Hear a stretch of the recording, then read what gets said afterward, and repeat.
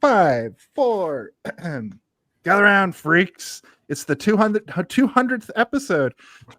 We have to climb this antenna to watch the Bond Man take out the Bean Man.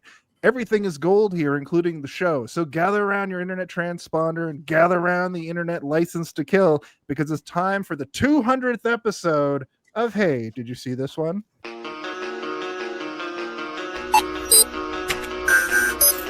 Hello, 007. You're about to embark on a high-stakes mission that could shake the foundations of pulp culture. Your objective: dive into a certain franchise with a sharp, action-packed analysis. Infiltrate the world of espionage and glitz, dissecting the cunning of your foes, the allure of your vehicles, and your iconic gadgets. Prepare to tackle sensitive topics that could spark heated debates. Everything from the ethics of MI6 to the subtext in Goldfinger. This mission captures the essence of danger and allure. Your findings may attract the attention from rival podcasters and covert organizations. Harness your charisma, stay cool under pressure, and create a podcast that leaves the listeners breathless.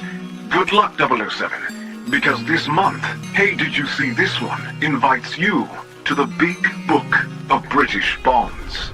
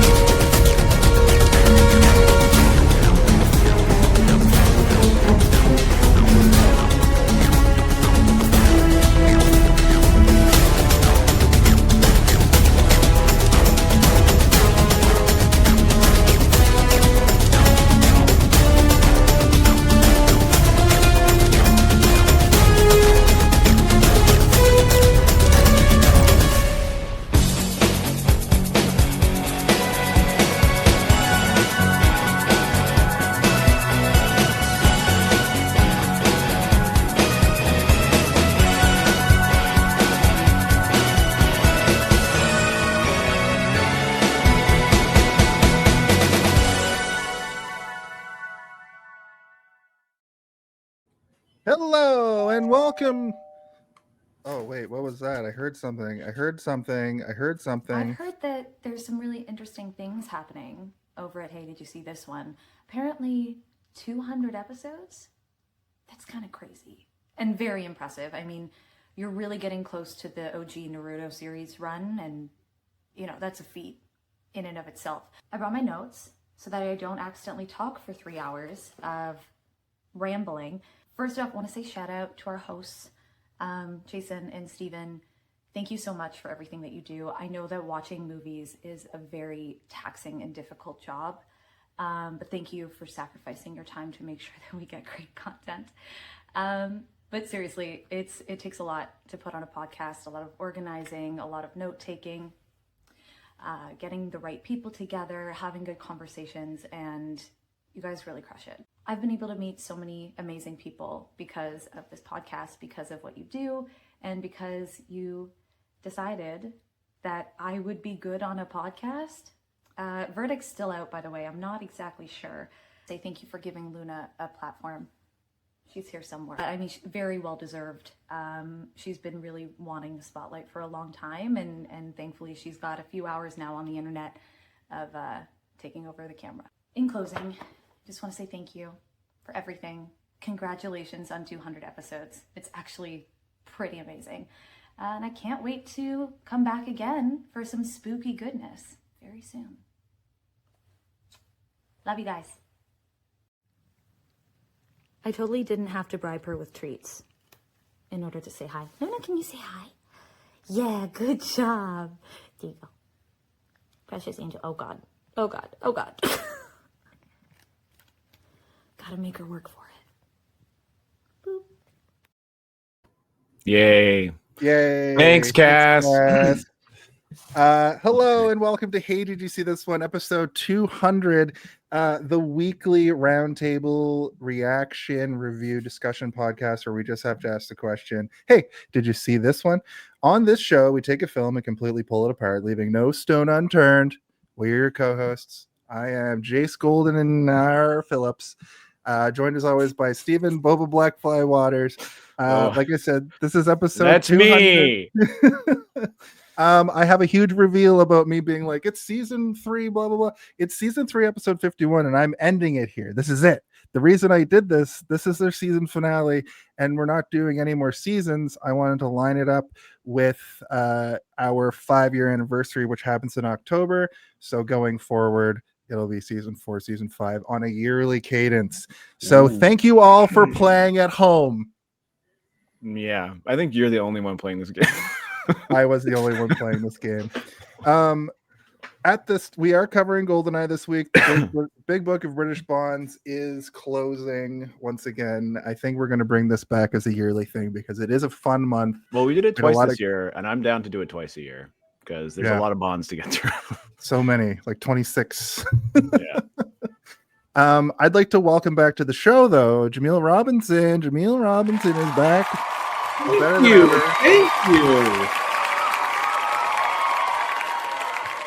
Welcome back. His future's so bright, he's got to wear shades. Gotta wear shades. You can find Jaemeel all over the United Federation of Podcasts, specifically on shows like Mary Marvel Mater. Nope. Super Mater Bros, Survivor Pod, all of the Star Trek stuff. You have your own podcast that is basically vaporware, but it's coming. I love it. You know what?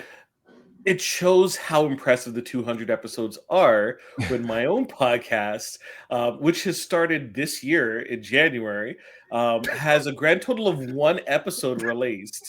And second episode is basically going to be trashed. And the third episode is currently being edited, which I lost 16 minutes of content because I forgot to turn on my microphone. So it just goes to show. You see the professionals do it. This amazing production, right? Congratulations. Well, we appreciate you coming back, and we look forward to episode 2 in January. your yearly episode, your yearly show. I appreciate you coming back on. You should be on this show a lot more because you're a movies guy. If you listen to the pre-show tonight, Jaemeel and I went in depth about video game, Nintendo, Goldeneye stuff, which was a good conversation show. So go check that out if you can find it. But it is our 200th episode. We are going to be doing a lot of talking tonight, and through that, you're gonna see us talk. Where's the fucking ding dong? I moved it to the top to make it easier. Oh, okay. There you go. Oh. Hey, Jason. Hey, Steven. Dave Mater here. And I just wanted to send you guys a big congratulations on hitting your 200th episode of Hey, Did You See This One? That's an incredible milestone. And you've built something truly special. And I am very proud of you guys. Glad to call you my friends. I've had the pleasure of joining you on your show twice. Maybe not enough, but once was to talk about James Bond in The Living Daylights, and the other time was to talk about Jumanji. And both of you are always a blast, and I've got to say, I heard those episodes that I was on had some of the highest view counts ever. Just saying, maybe it's time to bring me back for a 3rd episode. I'm available, gentlemen. Let's break another record. It's been awesome collaborating with you guys across the United Federation of Podcasts, whether it's having you on Live Long and Podcast or Super Mater Brothers or Trivial Debates, where you both have brought your A game over and over. Jason, you've been a regular with us on our Survivor coverage over on Super Mater Brothers, and with season 49 kicking off this week, I am very excited to keep that going with you. And Steven, your voice work on Star Trek Radio Theater and elsewhere has been phenomenal. You guys bring your characters to life in a way that is unforgettable, and it is so well done. You've created a show that's smart, it's entertaining, and it's a cornerstone of our podcast community. So here's to 200 more episodes and to keeping that going, because we're all watching, listening, and loving it. So live long and podcast, my friends, and congratulations once again. We'll see you around. Yay! Thanks, Dave. Thank you. Thanks, Dave. Dave is the grandpappy of the United Finisher podcast, and he's very supportive of all our endeavors. And we'll have him back real soon, because it's true. Some of the highest view counts Yes. are Dave Mader. It's great. It's You the love Mader effect. the Mader effect. His new podcast where he goes complete alt-right pipeline. No.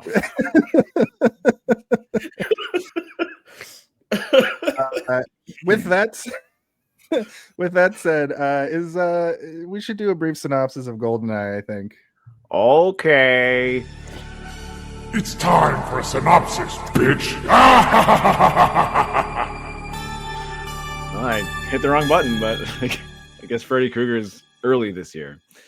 I have to put this here for my marker. Hi, Zardos. Okay. Yeah. That's right. Steve, would you like to give us a brief synopsis of GoldenEye 007? Okay. So GoldenEye is a motion picture starring Pierce Brosnan as James Bond, our favorite spy.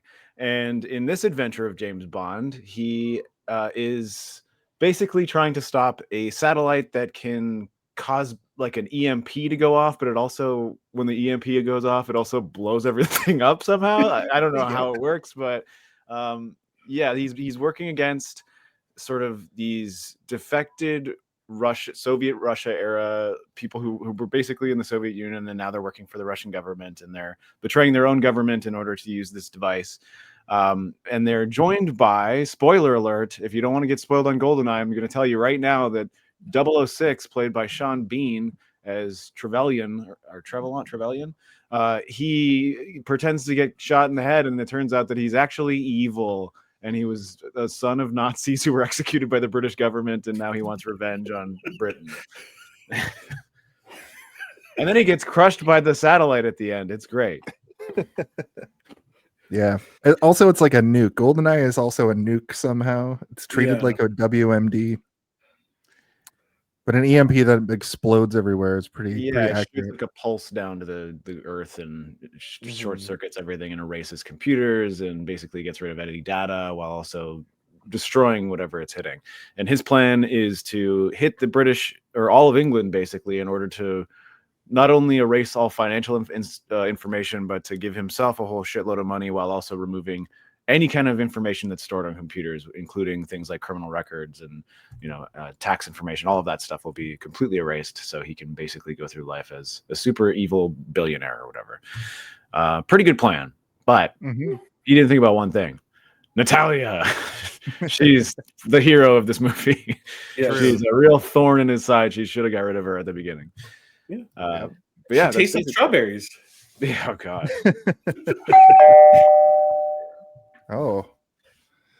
Oh no. Congratulations to the gang at Hey, did you see this one? On your 200th episode. Yeah. That was Jacob and Aaron. They've both been on the show in the early days. Aaron sent that along for us. That the picture of them is from literally high school, and he used the Goldeneye of AI there for that one. That's the only AI on the whole episode. Just a disclaimer to everybody. I keep saying stop using it, and yet it happens every episode at least once. But I wanted to include that because it looks terrible and horrible. Cool. So we could probably go into our brief histories, because I think that we're all going to have stuff to say about this particular film. A brief history, you say? A brief history. Oh, okay. A brief history. That's right. So basically, during the segment, for the 200th time, this is a segment that goes right back to the beginning. We just kind of talk about our history with this film. So, Jaemeel, would you like to tell us about your history with this movie, please? Okay, so my dad is a big Bond fan. My dad is very particular in terms of the shows and movies that he watches. So, martial arts movies, westerns, and Bond spy films are examples. So, I've gone through majority of the Bond movies just after I was born, through watching it through him and growing up watching them over and over again. So when I've come of age and Goldeneye comes out, and it marks like a new refresh in terms of the Bond franchise. It was certainly something that we went and we watched together. Um, uh, it was very rare for me to see a movie a second time, and I saw it again. I was able to see it in regular theaters, and I was able to see it when it was re-released at the Cinesphere in IMAX. It was fake IMAX, but it was still IMAX. So yes, this movie, this franchise specifically, the movie isn't just a movie; it's a franchise in itself. With the video game, playing it repeatedly during high school. So yeah, I love GoldenEye. Yeah. Yeah, man. I have a similar experience to Jason. Is it okay if I go next? Yep, absolutely. Yep. Okay. I love this movie, and it's one of the first movies, action-y, sort of violent movies that I saw as a child. This movie came out when I was pretty young. But interesting anecdote. My mom, when she didn't want me to watch things, she would tell me they were scary. So she was like, if a movie was too violent, she would tell me it was scary. So I just assumed that James Bond was a horror movie for a long time. But I eventually saw it and was like, this is the greatest movie ever made, maybe. And it really got me into James Bond in general, which I wasn't huge as a youngster, but a little bit later, when I got closer to like 10, 11, 12 is when I really started to get into James Bond. And of course, the video game from 1997, it was, I think, the first video game I got for Nintendo 64. I got it like with it for Christmas, I believe. And I played the crap out of it. And so did my dad secretly. I'd come down and like the morning and like he'd have, he like 100% at GoldenEye, like beat it on every difficulty. My dad had a real sick problem when I was a kid with video games, to the point that he told me he bought me a TV just so it wasn't in the living room, because he would just stay up till 3 a.m. playing GoldenEye. But yeah, the movie itself, I have a very strong memory of I was having nightmares or something, and I came down and my parents were watching it, and it was the scene where Trevelyan gets shot in the head, and I was like, whoa, maybe this is scary. So that was the first time I saw it, and then I think like maybe a couple years later is when I watched it fully. But yeah, I love this movie, and I love that it opened my eyes to what James Bond is, and it sort of took me down that road where I ended up watching all of them that had been out. And after that, as they were released, I've seen, I think, almost every single James Bond in theater as they come out, because I don't care if it's good or bad or what people's opinion are on it. I think every single James Bond movie has something to have fun with at some point throughout it. Even the bad ones are still fun, as we've learned this month. Yeah. No, I can identify with that. I absolutely actually, I think I have a movie playing in the I'm gonna go turn it off because I think I can pick it up on my mic. I would have absolutely watched this in 1995. Mind you, I was 10 years old. I don't know if you guys watched the same film that I did, but it is not a movie necessarily for 10-year-olds. No James Bond really is. The sexual tension in James Bond movies definitely requires some parental guidance. But I will say some things about this movie. Famke Janssen was a different person to me in this movie than she was by the time X-Men came out. I always have a memory of Famke Janssen in this movie as like one of my like awakening like movie stars in a weird way, that when X-Men came out, I was like, who's this person? But then going back and rewatching this old version of her, she looks completely different. She's got like she's like doing a Russian accent. Her skin complex, like her skin tone is completely like white. She's got the red lipstick, and then she's got that move where she squeezes you to death. And I never put together that was her like odd job or her lockjaw like Bond villain. Lockjaw. His name is just Jaws. Lockjaw. Yeah, he cannot open his mouth. That's his power. Hey, come over here. I'll kill you, James Bond. If I could just open my mouth. But I really had one of those, like, my memory of this movie was like her and Natalia and Pierce Brosnan Bond being just like these incredible characters. Watching it now, 30 years later, it was a completely different movie to me, which was awesome. I picked up so much more subtext. I picked up so much more of the story. It made more sense. And then going back to our conversation about the 007 GoldenEye game, when that came out, that was like sleepovers for years. Like the next 2 or 3 years, we'd have sleepovers. We'd have the 4 controllers. We'd be playing different variations of the multiplayer. And sometimes, we'd be at a birthday party and we would just turn on the pause music when it was time to eat the pizza and the cake. Just listening to that. Yeah. Which I'm a very musical person. I love music, and the soundtrack to this movie, I never noticed how good it was and how similar to the soundtrack to GoldenEye it is as well. So it's really synth heavy, but like in the best way possible. It's so good. But it has that like sound all through it, which it reminds me of like the Lost a little bit. And that sound effect to me is like an anvil hit, like a sledgehammer hitting an anvil in my mind, but like a digital version of that. But it's prevalent through so many N64 video games just because it's a really easy sound for a cartridge to be able to hold. But yeah, it has like its own sort of sense of iconography for this movie in particular, and the video game. Fully missed out on watching it when I was young. Like I haven't rewatched this until this week either. Like it was probably on in the background, growing up and stuff. But I watched it a whole lot when I was 10 years old, and then a whole lot no more until I'm going to be watching this movie a whole lot because it is incredible. It really delineates the James Bond line from, especially after watching the 2 Timothy Dalton movies. It delineates like the old Bond and the new Bond in a weird way for me. And I haven't even seen any of the Daniel Craig movies yet. So I've been saving them for a rainy day.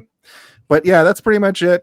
This movie has been a constant in my life, but I haven't rewatched it since I was a kid.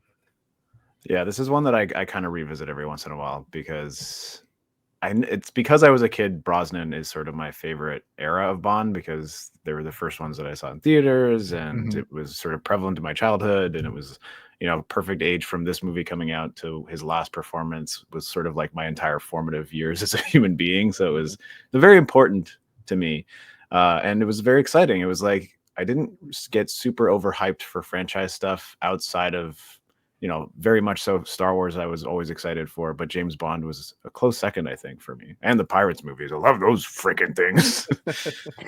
And obviously Lord of the Rings and other stuff as well. But like James Bond, it felt special because there was always sort of an uncomfortably large gap between them, where you were never quite sure if another one was coming. And I was sad to see him.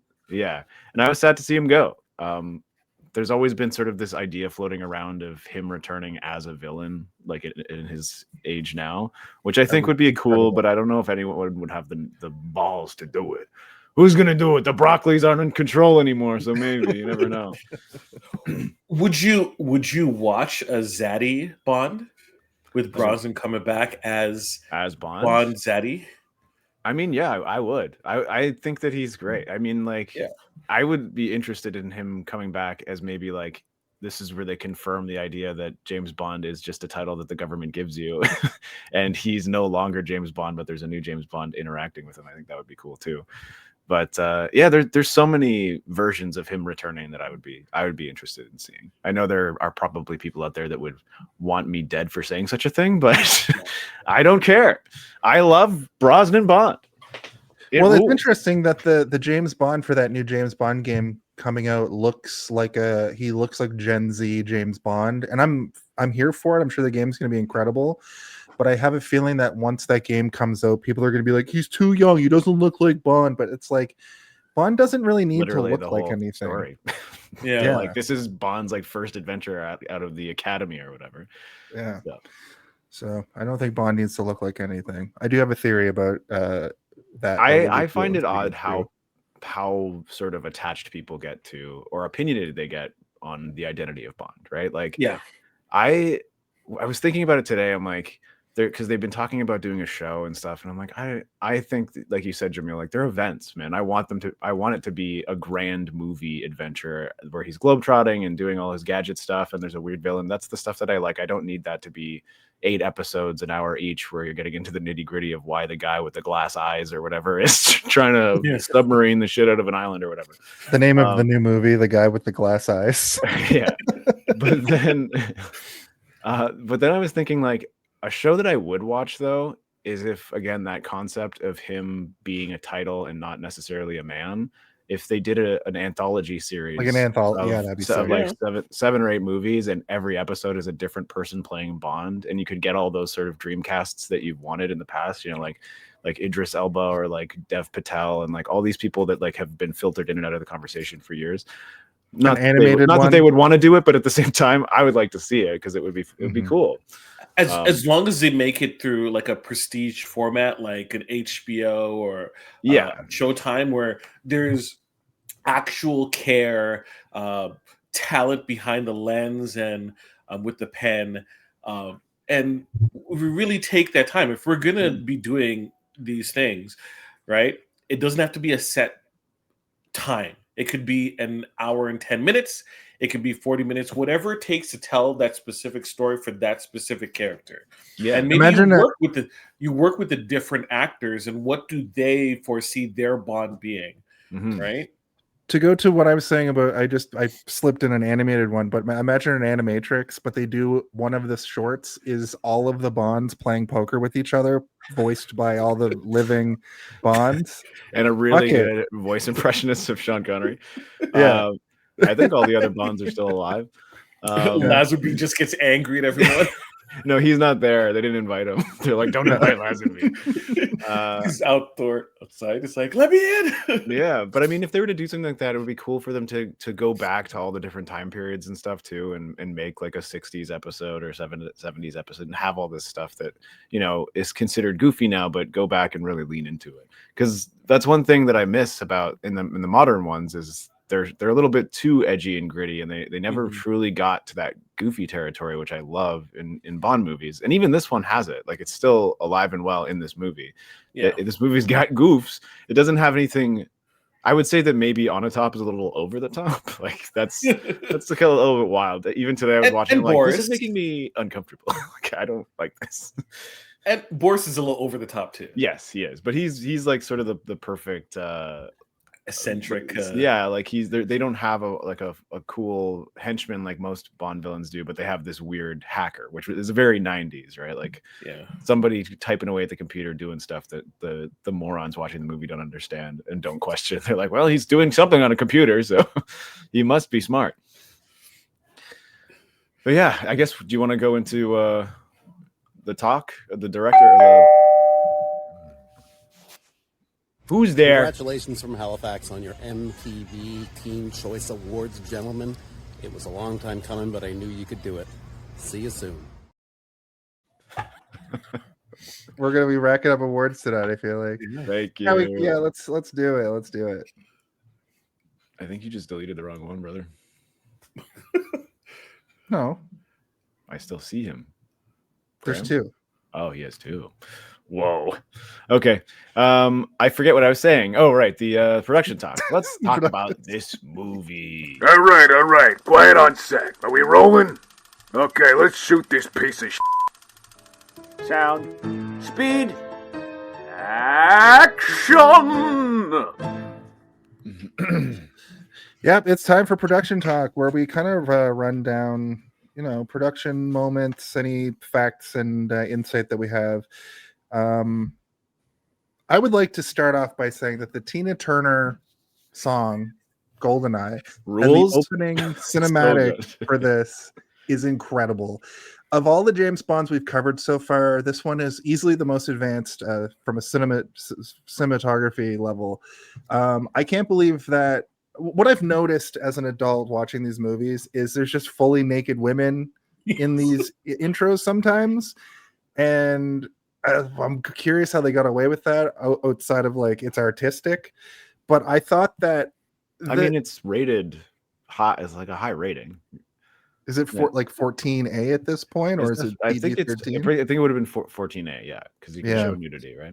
This movie's pretty violent. There's swearing, but I just was captivated by how elaborate that opening sequence was. It was just is so cool, and that song, Tina Turner, I didn't even realize was still doing it in the 90s. Oh yeah, she had a resurgence with this song. Mm-hmm. It's such a good song. It sticks in my brain as much as Goldfinger does. Like it's just as iconic to me, and like I find myself like dun, dun, dun, dun. Like every time I'm watching it, I'm like my head is moving with it, and I'm like, this song rules.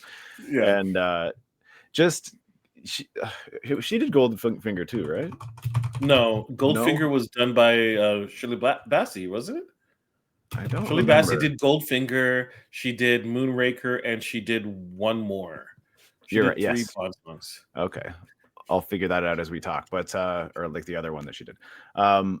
But yeah, this I don't know, man. You're right. Like all the weird rotating heads and bodies, and like the sickles and hammers, and the guns coming out of mouths and stuff. It's like so weird. It's almost like a Salvador Dali painting or something. But like absolutely yes. But like hyper politically charged and like just uncomfortable and odd. But the music.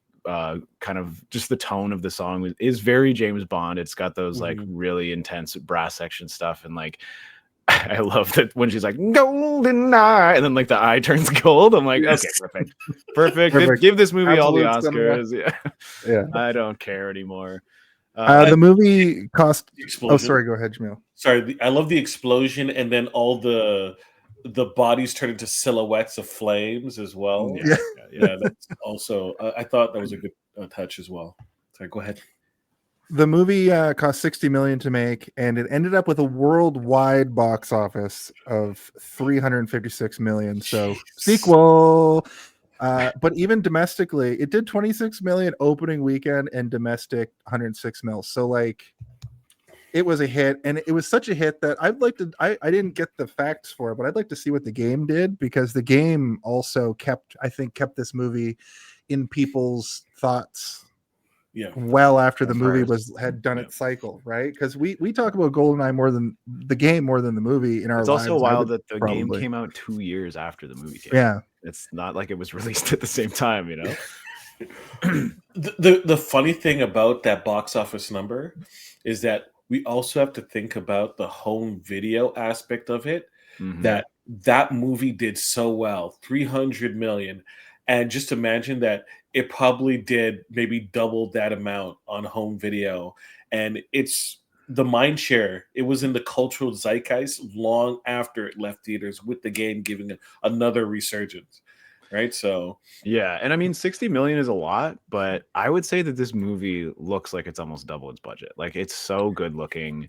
The miniatures that they use, that opening sequence, the opening sequence of this movie is like a perfect opening and a perfect way to introduce a new Bond, and a perfect, cool James Bond stunt. And everything about it is just like so satisfying. And if you play the game, I assume we all played the absolute shit out of the video game.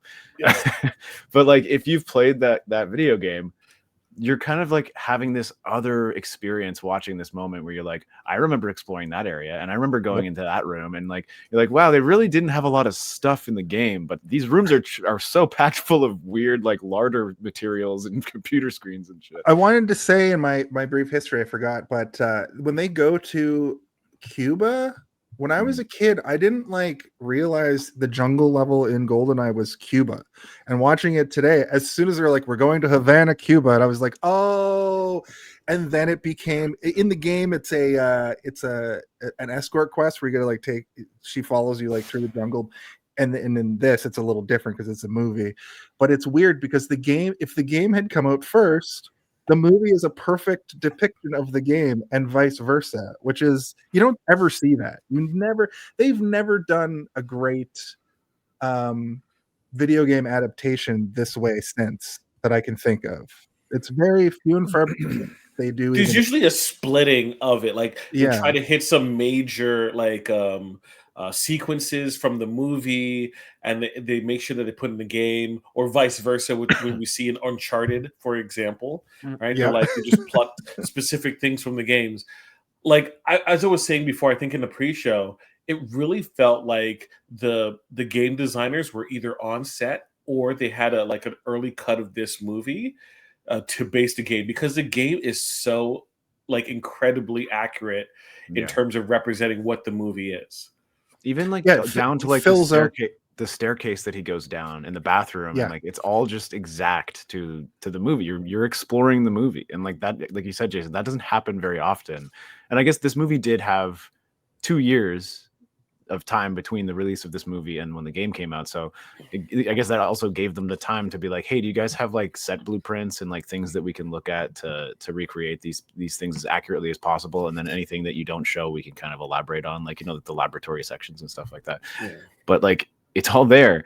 And you're right, there is a split, like you said, Jaemeel, where it's just the name, and then the two things don't necessarily have anything to do with one another, right? Like the Guardians of the Galaxy video game, good video game, but has absolutely nothing to do with the movie, which is not necessarily a bad thing, right? Like this movie is sort of the exception, because there was a time where they were trying to recreate what this movie did and failing everywhere.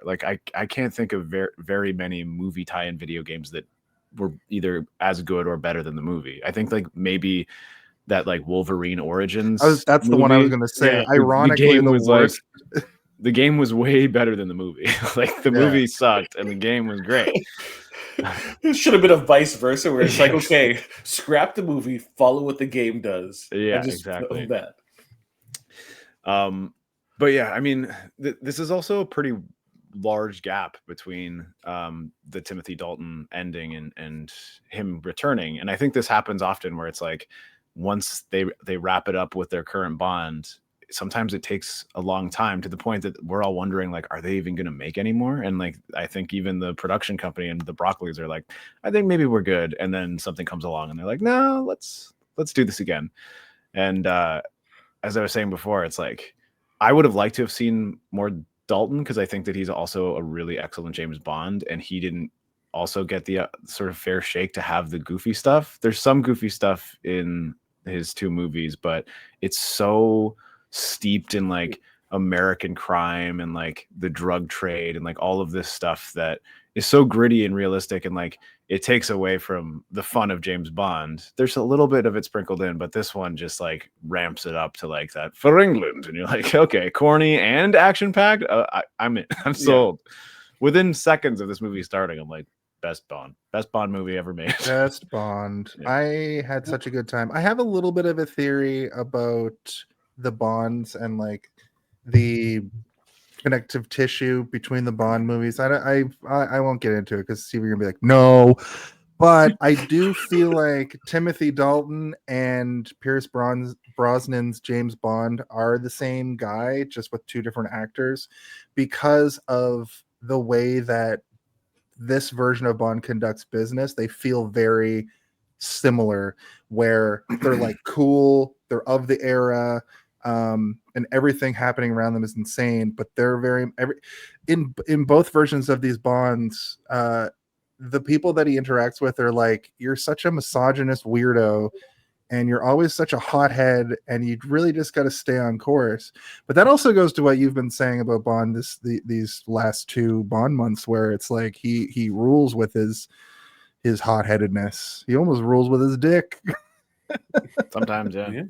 I think that James Bond canon is entirely headcanon. So whatever you want James Bond to be is fine. It's up to you to decide what the canon is and what it isn't. And there's no rule book to it. The big book of British Bonds is not a book that you have to read from beginning to end. You can open it up to any chapter and watch it, and that's the Bond that you're watching in that moment. And they're not necessarily all connected, and they're not necessarily all disconnected. I agree. Thank you.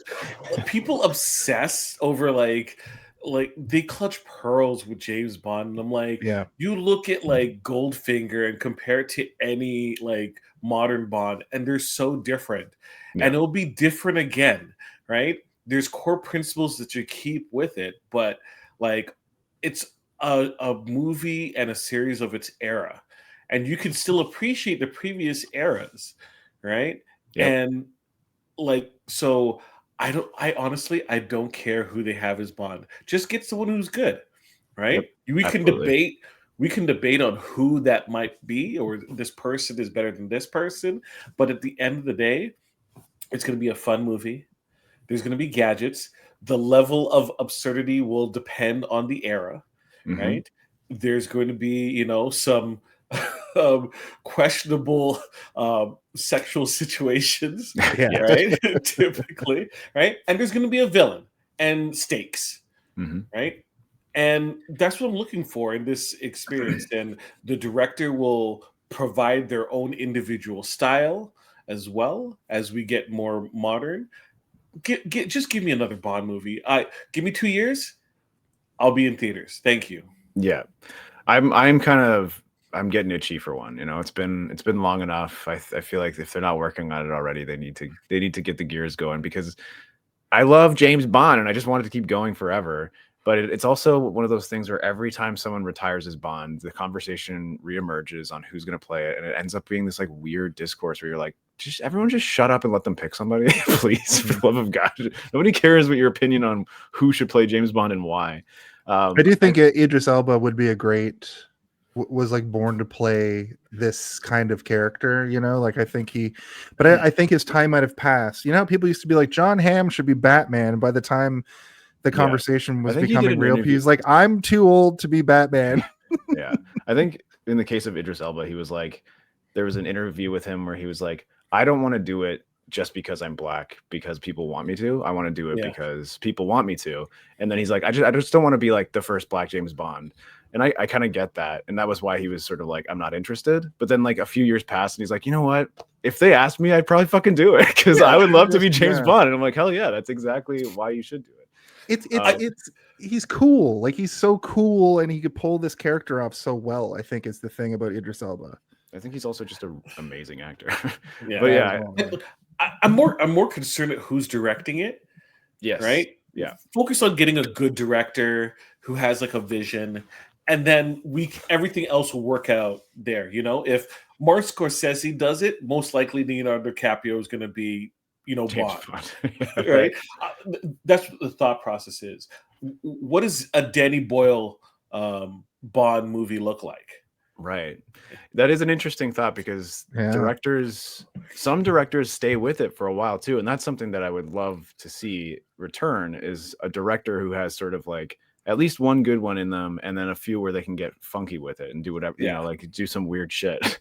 But it doesn't happen very often anymore, where the same director kind of rides the rail with whoever they've selected as Bond. And that's something that I think is important, like you're saying, is like a good director who also has an actor that they want because they work well with them, and then let them direct them through like 3-4 movies or whatever. What would an Ari Aster James Bond movie look like? God. What would a David Lynch James Bond movie look like? David Lynch, yeah. With Kyle MacLachlan. Kyle MacLachlan is James Bond, though. All right, Kale, I want you to lift the gun at the lens, please. Okay, and have you gotten the man with no meat on his legs in for the main villain? His name is Skeleton Legs. Excellent. And his sidekick Headlock, who does a headlock very hard. Right. That's my James Bond. That's my Bond villain for this week, by the way. He's got like a septum piercing, but it's like one of those little locks. That's his style. Yeah. Oh my God. I think in summation, don't let any of the fans write a James Bond movie. I agree with you, Steve. Let the people make the new James Bond thing, because Daniel Craig, like I haven't seen the movies, but I've seen him as Bond, and he's got the look, like his face. I mean, even when Daniel Craig was selected, people were losing their shit. I remember him because he's blonde. They're like, dude, he can't be blonde. Like, what the fuck gives a shit? Roger Moore played him for like 5 movies, and he's like got the reddest hair on earth. Anyway, well, was it a lot of the discourse around Daniel Craig changed when they had the bikini, you know, the shorts image? I remember when that dropped, and the ladies were like, Maybe he could be Bond. Yeah, I think I'm okay with this. Yeah, I was also okay with it. Rub-a-dub-dub. Who's there? Greetings, have you seen this one? And congratulations on 400 episodes of your podcast. Wow, what a remarkable achievement. A total combined 12,834 hours of podcast time. But there's nothing to sneeze at. You should be very proud of yourselves.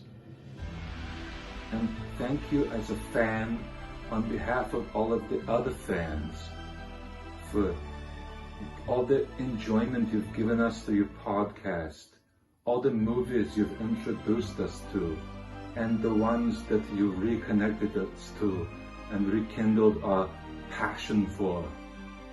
Thank you so very much, and congratulations on this milestone achievement. I'm looking forward to the next episode and beyond, the next 400 episodes. An 800 episode milestone. I hope to congratulate you on that one too. So thank you again. Have you seen this one? And see you at the movies.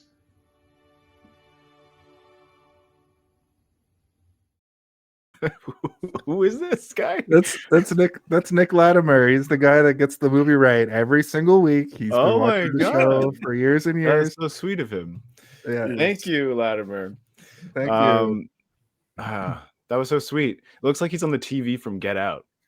Yeah. You know, at the end. He recorded that. He recorded that on a actual like home commercial use like shoulder. Yeah, really? Oh, yeah. Wow. Right on. That's awesome. Yeah. How sweet of him. Thank you so much. That really threw me off. I love the soundtrack going for that one. Yeah, it was very like, I was like, is Mark Wahlberg and George Clooney going to show up with their fishing boat from The Perfect Storm? It's like, I thought it was amazing. Right on. Yeah, that was great. You guys deserve it. 200, 400, 800, already locked in. I'm going to watch them all. 17,000 hours. Yeah, that sounds about right.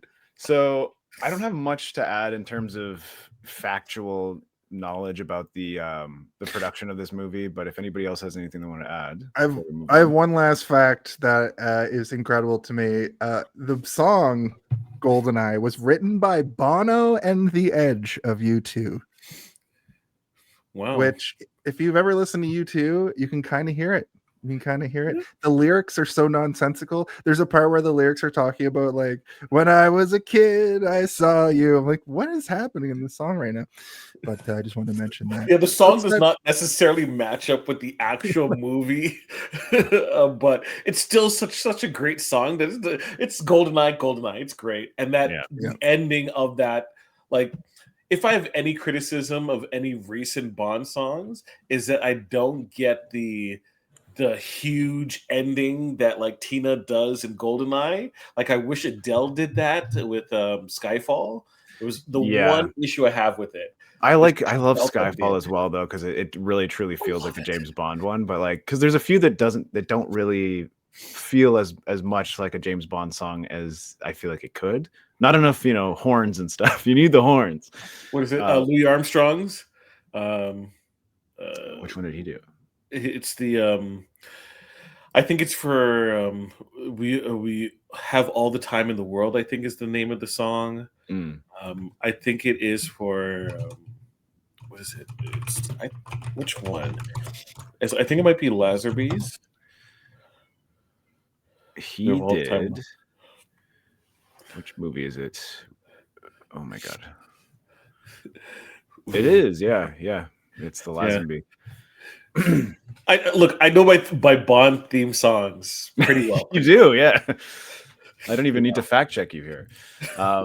Another fun fact is that James Bond almost fell apart entirely in 1990 because MGM was to be sold for $1.5 billion to Quintex, an Australian-American financial services company that had begun making television broadcasts and entertainment. But they couldn't provide a $50 million letter of credit, and the deal fell apart. So that deal falling apart may have saved James Bond, but who knows? Maybe Quintex would have made some banger Bond movies. We never know. Yeah, or a bunch of weird Australian James Bond TV Peter shows. Jackson and yeah, Peter Jackson's James Bond. Oh my god, I'm into it. But so it's much more pus. like bad taste than James Bond. Yeah, exactly. If there's that one thing I know about Peter Jackson, it's that he loves pus. He puts it in every movie, no matter what. Lime and pus. Yeah. All right. Do we want to move to the body of the episode? The body of the episode? Yeah. Everybody back up, because here comes the body of the episode. That's right. It's time to sort of lay out for the 200th time what the movie has going on for it. Basically, we're running the story. We're going to talk about it beat by beat. So to go back to talk about the video game a little bit off the top, if you remember the video game, there's a whole what video game? Goldeneye. Oh my god, my favorite video game of all time. The video game is not called Goldeneye. It's called Goldeneye 007. Mm-hmm. True. It was actually a Jeopardy question. Everyone got it wrong. What? They couldn't figure it out because they got the Goldeneye part, and then one person eventually said 007 Goldeneye, but it was incorrect. Goldeneye 007. That is a fun fact. Oh my gosh. They're just coming through. Hello, Jason and Steve. Just leaving a message for y'all to congratulate you on 200 episodes. It's a remarkable achievement and great testimony to the pride and dedication that both of you have put into this show, and one I've always enjoyed. And I think 200 episodes means it's about time I tell you that every time I've been graciously asked to come on, I've had to wear super tight pants to give me a sense of power in order to feel as if I am able to contend at your level, because it's always so remarkable to see the fun, the pride and joy and love the two of you have for this, to commit to it for every week that you can, and it's always very thoughtful and hard work. So thank you so much. I've enjoyed participating with the show, and I've enjoyed watching the show and listening, and here's to 200 billion zillion more, and lots of love to you and everyone. Take care, and thanks. Thanks, Tim. Which one of these is going to make Steven cry? That's what I want to know. That would make me laugh a lot when he's wearing tight pants to feel powerful. Love it. Tim's funny. You can tell him to stand up next time. Next time he shows up, he has to stand up. He's wearing sweatpants. I'm like, you're a liar. Why are you fully erect also? Tim was here for our last James Bond episode, and it was truly unhinged. Well, I was at a wedding the night before, so it was great. We were both feeling it. Pretty sure I was still drunk. But to go back to what I was saying, in the game James Bond, there's this whole 20-minute lead up where you like fight through the dam, but the movie starts at the point where he does the big dive from the bungee. But then when the next sequence is him like cutting a hole in a vent and dropping down on the guy who's in the bathroom stall, which is directly from the game as well. And then he goes into that complex, which is very much a sequence from the game. And you can really line up, like I was saying earlier, like you can line up the game with the movie in this really unique way that you really can't do. Yeah, I was thinking about this while I was watching the movie, like because they open with that crazy shot of the dam, and I'm like, wow, what a nice shot. And then he runs through the gate, and I'm like, I remember running through that gate, and I'm like, what a smart move to be like, instead of starting as soon as he drops in, we start just before we see him on screen, and we have an entire level of you making your way toward the dam. And I'm like, that is just good game design and creativity, and like them taking something and expanding upon it rather than trying to follow it to the letter, which I think is very wise. And that gun sound effect, when I think about that opening level, the gun sound effect is used throughout this, the like ricochet sound, that like pew.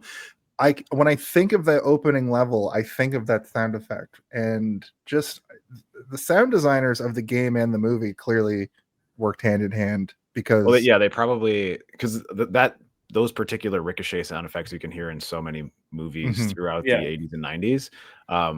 To the point that like when I'm watching movies and I hear it, I think about Goldeneye, the video game. So I'm certain that the production company was like, here, you have access to our sound library and you can use whatever you want.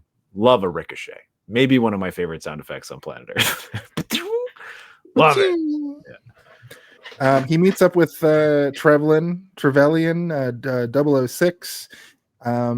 The Colonel Omarov is there as well. He calls for Bond to surrender while Bond rigs the tanks to blow, which is from the game as well. And they kill, or so we think, they kill 006 in the sequence as well, and Bond makes it out. There's a lot of really cool little action moments. I think this movie excels in its like action sequences. From the fight choreography, and a lot of it is really cool. And this little thing where he like comes out with the squeaky cart with the like explosive barrels on it, and he's like ducking out like, you can't get me. He hits the conveyor belt and gets out of there while shooting. Like, it all feels very heavy. Why didn't they surround him? Dumb. They're dummies. Yeah, they're stormtroopers. Yes, and I do like the fact that they kind of cut away from 006's like execution. So it isn't like, it was a big fake out. All from Bond's perspective is a gun goes off and he falls to the floor, as opposed to really seeing anything happen. Well, the misdirect there too is that Oramov like shoots one of the guards for like speaking up. So it's like he fake kills. He shoots the guard because the guard shoots his gun. Yes. Because they're in a room full of explosive canisters, and he's like, "I told you not to shoot." I love that. I actually think that actor, the guy who plays Omanov, is that his name? Or Ormanov? Oramov, yeah. The face that he makes when he turns back around after shooting the guy is like a look of genuine fear. Like, he's like, I almost just got blown up. I can't let any of these fucking idiots shoot their guns. That guy, like, I'm not too familiar with him in much of anything else, but he gives off the vibe of a military traitor. Yeah. I think he's good. I love, like, as the movie goes on, he's slowly becoming more disheveled and like just constantly hitting his flask, and like his buttons are slowly getting undone and stuff. I'm like, this guy is stressed out. Apparently betraying your country and king is a stressful position to be in, because this guy's constantly hitting the booze. It looks like this actor worked primarily in German film. I'm looking back through his IMDb. I don't know if he ever really made it here outside of this, because I don't recognize any of these movies, and they're mostly in German. But isn't that necessarily like great, where you get these like great character actors and they just appear in this one movie, one American or a Western movie per se, and they just knock it out of the park. So from Western viewers, it's like, oh, it's Armanoff, right? It's like, oh man, you were great in the movie. Yeah. He has this long storied career in Germany. Yeah, he's like, I also was in 45 other movies. Like, I haven't seen anything other than Goldeneye, sir. Was it Sir Ian? Not Sir Ian McKellen. Sir from who played Obi-Wan Kenobi. Everyone's like, oh, look, it's... Oh, yeah. Alec Guinness? Yeah. Yeah, Sir Alec Guinness. It's like, I was on Bridge on River Kwai as well. It's like, never seen it. You were great in the Star Wars. I was also in Lawrence of Arabia, Yes. Yeah, we were a space wizard. You guys didn't see Das Schon, Brat und Schwarz? No. I must have missed that one. Sean Bean also was not huge at this point. I mean, he was big on TV and mostly overseas, but like he'd only been in a couple of movies before this. So to cast him as Trevelyan was also smart, because he's not huge enough that you're going to assume, oh, this guy's going to be the bad guy. So his death actually feels like it has a bit of weight, even though it's a misdirect and he is revealed to be the true villain later. It's a good move, because if you cast somebody who's prestigious, that in your mind you're like, they can't kill him off in the first 5 minutes. This guy's going to be back. Yeah. So to cast somebody of like some prestige and well known enough to be like, I could see them killing this guy. Yeah. Who's the biggest outside of Pierce Brosnan? Who's the biggest star in this movie? Yeah, the maybe next biggest Robbie star. Coltrane, maybe. Yeah, maybe like Coltrane. And or maybe like Dumbledore, Judi Dench. Judi Dench, definitely James Judi Dench. Yeah. Yeah, even like Alan Cumming wasn't huge at this point either. It's pretty early. I wanted to make a note about Alan Cumming. There were times he does a pretty good Russian accent, but sometimes it just sounded like a Scottish person doing a Russian accent, and it comes through at certain points. I mean, that's literally what it is. That's literally what it is. Yeah. But I was like, that didn't sound right, and then I'm like, oh yeah, he's but I think that his Scottish person. He's so character-y in this movie that like it doesn't matter. I'm okay. It doesn't bother me. You know, I'm not there with a microscope looking for the Scottish accent. I'm just enjoying his performance because it's fun. You're taking it as a quirk. Yeah, a quirk of this individual. So I just love his little skeezy little face when the faces that he makes all the time, like the and like when he goes outside with a cigarette in his mouth, and he's got this weird cock of the walk attitude. I'm like, who's he looking at? Who's he doing this face for? It's like he's doing it for us, baby. For us. There's nobody in that Siberian desert. He's just doing that face for us, the audience, and I appreciate it. Well, speaking of the Siberian desert, I really like when Bond escapes the situation. He goes outside. Seeing James Bond in the snow was awesome. We haven't seen him on this show anyway since he was in Switzerland. He kind of does this thing where he runs. What vehicle does he take to the airplane? A motorcycle. No, he runs. It's a motorcycle, right? He runs and then he's knocked out of the plane, and then he picks up a motorcycle and jumps off the cliff on the bike. Yeah. Our brother's like, no, don't worry. He's not going to make the plane. Don't worry about it. Just stop pursuing. There's no way he's making it. Yeah. It's so like it's completely unbelievable, but it's so amazing. Yeah. Like I love it so much. Because it's like he was already in the plane, and then he got knocked out of the plane and had to get back just going in the plane. to the end of the... It's just like they could have easily just had him get in the plane and fly off, right? And then the facility explodes. It's already a grand scene, but the writers and directors are like, no, this is the first James Bond. He's a new James Bond. It's been so many years. We've got to make him do something that tops every other stunt that James Bond has ever done to set the tone for Pierce Brosnan's James Bond being the craziest psychopath you've ever fucking met. Well, that's what I was saying about James Bond and this version of him. He feels like almost a superhero-esque version of James Bond.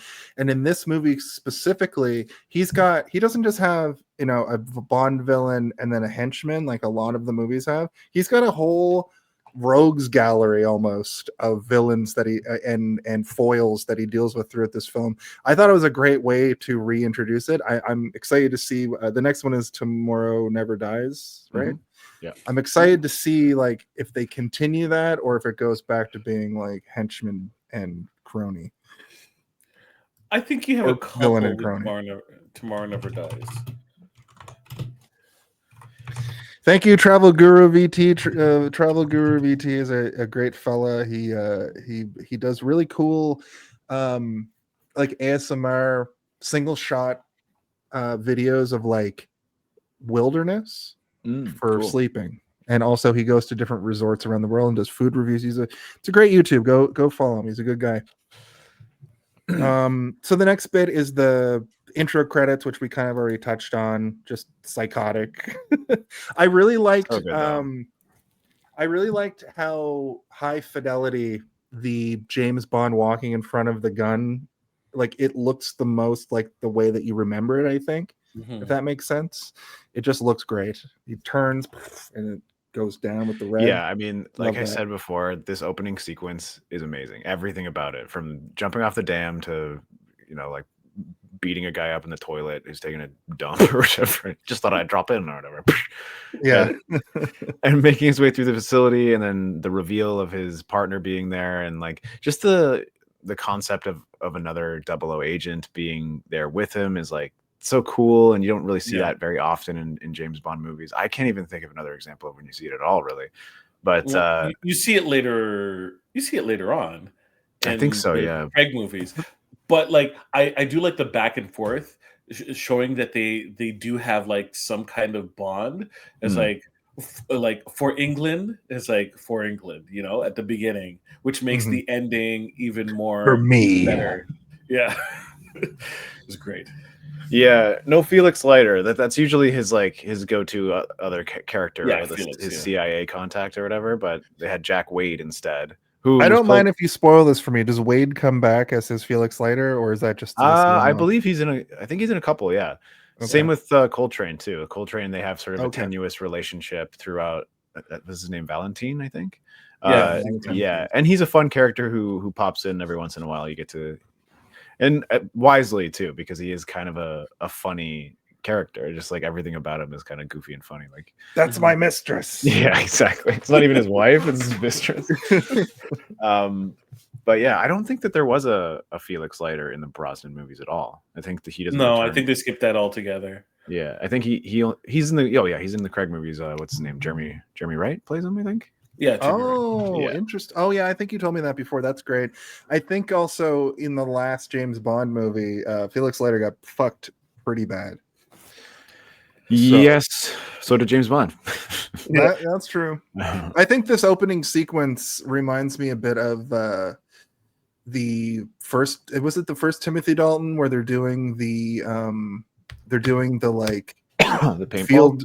The paintball field test thing, and Yeah. then he like dives off with the parachute and lands on a ship, and then it's like dun dun dun. Yeah. That's what this felt like a little bit. Yeah. But I don't know how much more praise I can give to this opening sequence, because I just think like I don't think it's ever been topped, in my opinion, for an opening sort of action sequence. It's just so good.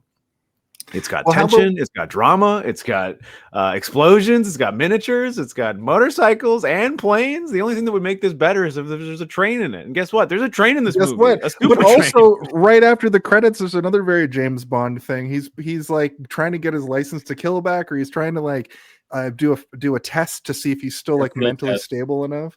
Yeah. And he's driving around like these very like curvy mountainous hills with. That wasn't Moneypenny, right? It wasn't. That's not. It looks a lot like Moneypenny, but he does kiss her. But Famke Janssen's Zinnia Onatop is there. She shows up in a Ferrari, and it's just giving him the gears on these turns. There's a part where like there's a bike group, a bike race coming by, and they almost take them all out. I thought that was really Ladies funny. first. Yeah. It's such a weird thing, like all those people just falling over. Like it's like such a strange thing to be in the scene. But I don't hate it. I think it's funny. Well, and he does Bond. The impression is Bond does a lot more than kiss. Yeah, that analyst. He says he's going to give her a thorough examination. I'm like, ugh, James, you're gross, bro. I think I out loud said gross. Like, no one around, just me. Ugh, gross. Well, he opens the center console to reveal a bottle of wine or champagne, and it's like, you're drinking and driving during your evaluation to see if you're stable enough to continue being. Listen, James Bond's blood is like 80% alcohol at all times. He drinks martinis as his go-to drink. Yeah, if he sobers up, it's actually worse for society. Yeah, he gets real sad. Well, who's there? Hey guys, Ben here from the BS Bargain Bin. Just wanted to wish you a happy 200th episode. And here's to another 200, where you'll probably have to change the name to the show to, hey, did we see this one? All the best. Funny. Thanks, Ben. Thanks, Ben. I appreciate that. It's true. I told him after that we actually redid Kiss Kiss Bang Bang because we don't remember what we did. Ooh. So Bond goes to Paris. We're gonna get some French people now, and he sees the Ferrari from before. Play some cards. So watching this movie at this point, I still think that Famke Janssen is a Bond girl. She's not. She's the odd job of this movie. She's like the she's the weird villain. Yeah. Except her weird villain power isn't metal teeth or a hat that kills people. She crushes you with her legs and gets real horny while she does it. Yeah, anytime licks your face. I do not like that when she's killing people, she is having some sort of sexual gratification. It's really disturbing, and I don't like it. She loves her job. Yeah, I love this job so much. Like when she's mowing people down in the satellite facility, I'm like, oh my god, she is enjoying this a lot. Yeah. This movie did something to me as a kid. Like I should not have seen her performance in this film. No, this is not a PG-13 performance. She's basically having sex with a gun. You're like, oh. The concept of murder is all she needs. Did this movie make me a weirdo? Listen, probably this combined with a lot of other things. I do like her outfits throughout the movie, though. I think she like cool. Style icon. She looks like she's about to walk down the runway almost in every sequence that she's in. Like if Femme Fatale was a villain instead of the hero of the movie, that's kind of what she's dressed like. Or she's going to a funeral the whole time. Also, yeah. I also like that whatever curse word she's saying, I'm not sure what it is, but it sounds like she's saying biatch. like very good. I like this. Should have looked up the meaning. Bond says shaken not stirred during the sequence. I think he gets all of his classic lines out. Yeah, he says all of his classic lines, but the way that he says it, it's so casual and a part of the conversation, as opposed to like, he said the thing, like he waits and then sets it up. It seems so in the conversation, the way that they focus on him and not anyone else while he's saying it, but it's from like they're looking up, kind of like it's a slightly. It's an interesting shot that they've done for that specific sequence. Yeah, and it definitely, like you're saying, it doesn't feel winky to the camera. Like it comes out very natural from him. But yeah, the lower angle just to kind of give us that sort of hero shot. It's really it's good cinematography in this movie. And, the movie looks so fucking good too. Yeah. Like, it looks very much like a movie from the 90s, but a lot of movies in the 90s were photographed very well because people gave a shit. Now, now the end of every Marvel movie is a freaking cutscene. Skybeam. The camera doesn't make any sense. Yeah, the Skybeam. They have to put the Skybeam in.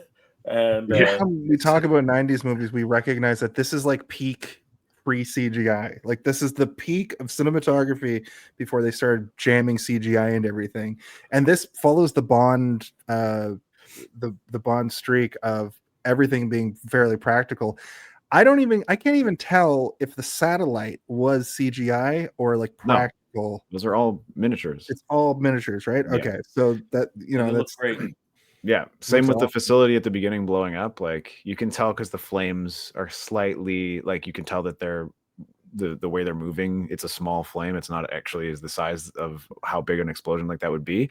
But I don't care because it looks better than like 90% of special effects. The most egregious version of that is when the water's draining, but it's in reverse in the satellite at the end. But that's not a special effect. That's just a reverse shot. It just was awesome. It just looks great, and you can suspend your disbelief. It's weird because you're not supposed to you're almost not supposed to watch these movies in such high definition.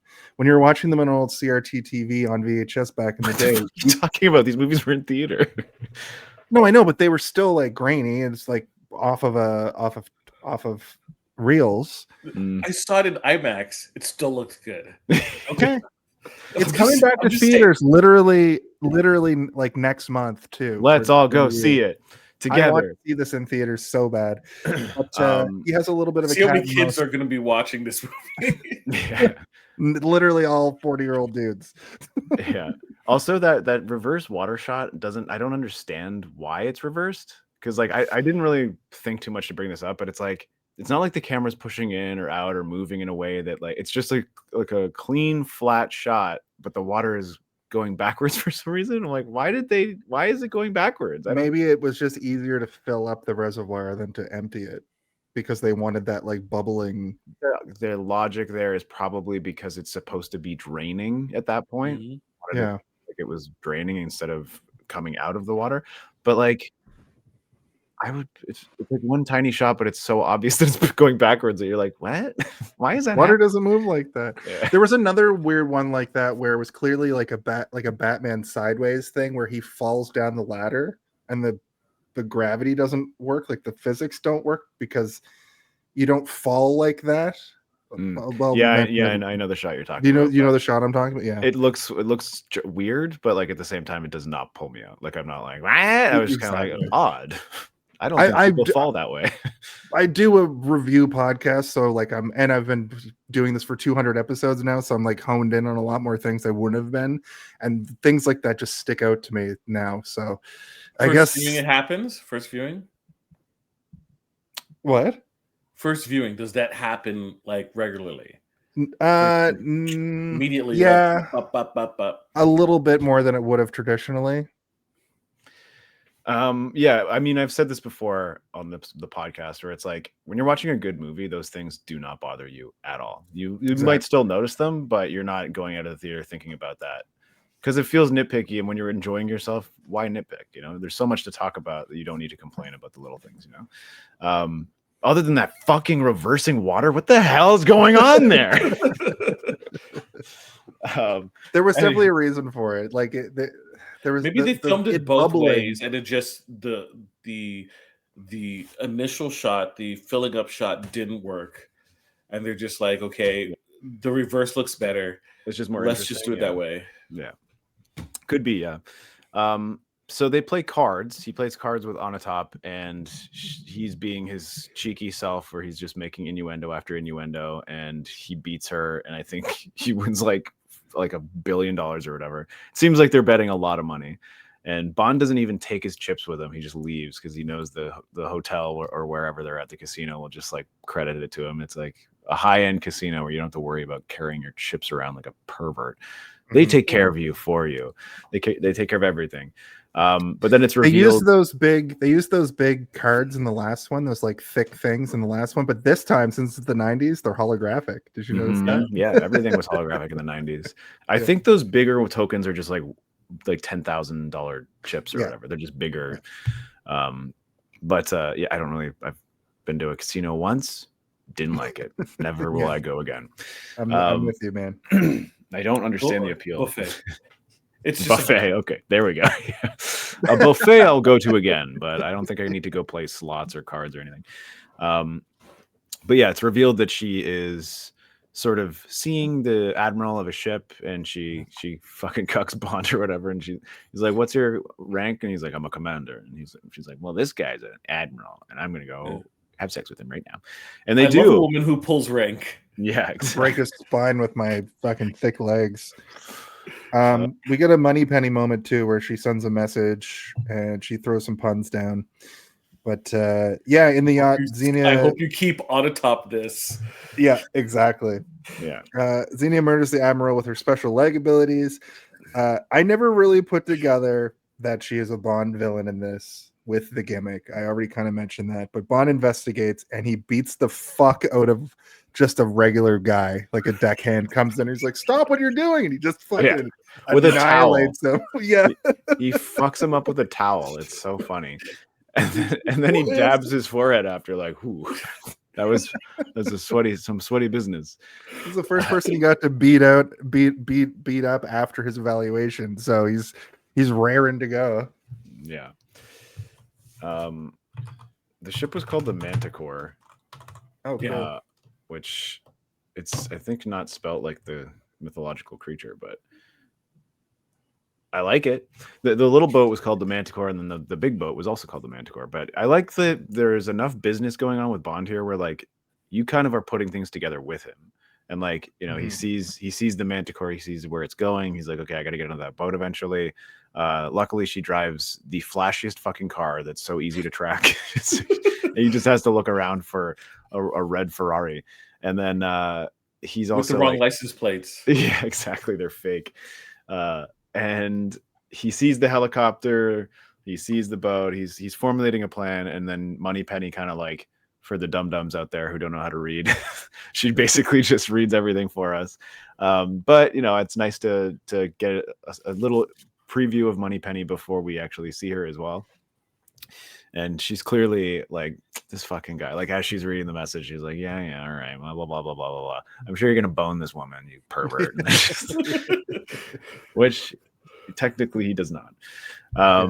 And then, yeah, we get the sweet fight sequence where he beats a guy up with an ice bucket and a towel and throws him down the stairs. And I'm like, I don't know if that guy's unconscious, Bond. You might want to go down there. You might have killed that guy by accident fully. Yeah. You might want to check his pulse, but he doesn't. There's some if he's sort not of moving, he's probably dead. He's got his license to kill back. He's like itching to use it. There's some sort of an aircraft demo going on here. The Tiger helicopter, it can't be affected by electromagnetic weapons, which comes into play in a little bit. Xenia commandeers the helicopter, and here's something I noticed. We're not going to talk about how he finds the admiral dead with a giant smile on his face. Oh yeah, that's a good point. That's how Bond gets the credentials to be able to get to the show with the helicopter. Yeah, he takes that guy's badge or whatever. Lanier's badge. Yeah. This version of a Bond henchman kind of reminds me, especially where she steals a helicopter. It gave me the feeling of a Carmen Sandiego a little bit. And this goes in line with. I mean, I just assume that Carmen Sandiego murders people with her legs and gets sexual gratification out of it. I'm into it with a big hat, but this goes in line. She with would actually make a good Carmen Sandiego. Yeah, she would. If they were ever to do a live action. This goes in line with what I've talked about on this show a couple times, where like in that one James Bond where he goes into like the kung fu theater and has to fight his way out. It'd be cool if Bruce Lee had shown up, or when he's in Harlem, it'd be cool if John Shaft shows up. Carmen Sandiego showing up in a Russian. They're all canonically in the same universe. I'm into like that's famously Bruce my Lee, real life person Bruce Lee is in the James Bond universe alongside John Shaft and Carmen Sandiego. The music changes for when John Shaft comes. It's just a There we go. There it is. Yeah. So we go to the Shaft 2000 is one of my favorite movies ever. That's why it's his duty to please that booty. Yeah, to please that booty. Yeah. It absolutely is. We go over to the Space Weapon Control Center in Russia. We're introduced to Boris and the computer gang. He's fucking around with the FBI and is a great hacker. Something that's interesting about that I recognize is this is the first time they can really have a hacker character, because the last time CD-ROMs were a brand new idea and the internet was only in the military, like just to connect rooms together in like the White House or the CIA or the Pentagon. Now the internet is fully commercial. We have a guy who's fully hacking into the CIA database. I really loved that. And Xenia arrives. Sort of housekeeping for later in the movie. Like they show you all this stuff just to give you a very basic understanding of what these two people are doing, and more so what he's doing, but it's also showing that he is inadvertently giving her the skills that she needs in order to basically do everything that she does at the end of the movie. Because he's like, she's fucking dumb, but I'm going to show her all this stuff that I do. And he just thinks that she's not going to be able to do it, but it's like, you literally showed her how. She's watching you do it. You think like she's obviously smart enough to be working at a secret government facility that operates satellites. She's not an idiot. So it's like, it's kind of nice because it sets up sort of the entirety of like the last act of the movie is like Natalia is the reason that they succeed. James Bond is running around punching people in the face, and Natalia is doing all the work that needs to get done, which is like so nice. And it's like a complete switch from, there's a couple of female characters in like the Moore era and less so in the Dalton. It's almost like it swings back the other way. But this movie, right out of the gate, they're like, we're gonna have sort of like a very beautiful but like plainly dressed Bond girl. We're not going to have like a typical Bond girl, and also she's going to be able to do everything that they need to do to succeed in their quest at the end of the movie. It's like without her, Bond wouldn't have been able to do it, and I appreciate that. And I don't think that all the Brosnan movies stay in that realm. Sometimes they do, but they're not to this level. I don't think. I think that they're far more respectful of the character of Natalia than they are for like later on with like Christmas Jones or whatever. I think that's her name. Yes, because James Bond says, "I thought Christmas only came once a year." Heyo, James, pervert. Yeah. Xenia arrives with the colonel and the helicopter, and then guess what happens, guys? Guess what happens? That's when they said the name of the movie in the movie. Goldeneye. This is one of those movies where they say it a bunch of times, but at 32 minutes and 35 seconds, they say it for the first time. Where I think Trevelyan's not there yet. Somebody says, I think Boris maybe says, we're going to test the Goldeneye. I was like, yep. Yes, they test it, but then also we get to see the sweet double keys. I love double keys so Do you like much. double keys when two people turn the key at the Oh same my time? Because God, that it is so a satisfying. thing that happens many times in this movie, and I love it as well. Every time, it doesn't get old. Every time they're like, on my count, 3, 2, 1, go, and they do it perfectly every time. But my brain every time is like, what if they do it wrong? What happens? Yeah, It's like let's do it again. Let's do it again. It's like when you accidentally put in the wrong code on your iPhone too many times in a row, it locks you out for a minute. You gotta wait is it 30 not- minutes. Yeah, we have to Is wait. it not far enough away like that you could just reach both? I feel like it's slightly too far, unless you got a Just a little huge too far? wingspan. Yeah. The next henchman is like this NBA player. Just like, I got it. NBA player could definitely turn those two. Kemi Mutombo comes out in the outfit that Xenia's wearing. Don't worry, I got it. That would be funny. Yeah. But as they prepare to do that, Xenia fucking shoots up the place, except the colonel and Natalia survives too. And I never noticed when I was a kid what the Goldeneye actually looked like. When I was a kid, I thought the antenna at the end was the Goldeneye. But that's mostly that's me fair. forgetting things. Like, that's but also that's a forgetting stuff. fair assumption, because like it's part of the Goldeneye. It controls where it moves and how it gets there. So technically, your stupid child mind is correct. I'm a dumb kid, baby brain. The Goldeneye itself, the satellite, is kind of boring looking, but I do like its reveal, how it's like inside of like a cigar shaped container that just like poof, explodes open and it like unfurls. But yeah, it's sort of like super basic, because when you like think about the last Brosnan movie compared to the first Brosnan movie, the villains kind of have like the similar. They've got a space satellite that is causing devastation. There's a lot of snow stunts, but like not as good as the stunt at the beginning of this movie. He surfs in that one, by the way, guys. He parasails on a surfboard. That is not a surfboard. It's a door to like an escape pod or something. I can't remember. Yeah, it's terrible. Yeah, it's not great. But that one, it's like a space laser. So it's kind of cool. But at the same time, you can see the evolution of how crazy the Brosnan movies eventually got, where there's like literally like a Helldiver style laser just cutting through the entirety of the world. Which is I'm awesome. interested to know your. Ooh. Oh, sorry. Go ahead, Jaemeel. We can answer the door in a minute. They can wait. The door. You don't leave someone at the door. Who's at the door? Hey, congratulations on 200 episodes. That is an amazing achievement. But remember, you need 300 to get those glistening, oily 8-pack abs that you can show off to all your buddies before you run out into battle with barely any clothing on. So, here's to the next 100. I like how you didn't cut that out at the end. Yeah, exactly. Well, Michael Chan's a pervert, and we love him for it. Thank you, Michael. Sorry, Jaemeel, I didn't mean to cut you off there. No, don't worry. When the door rings, you must answer.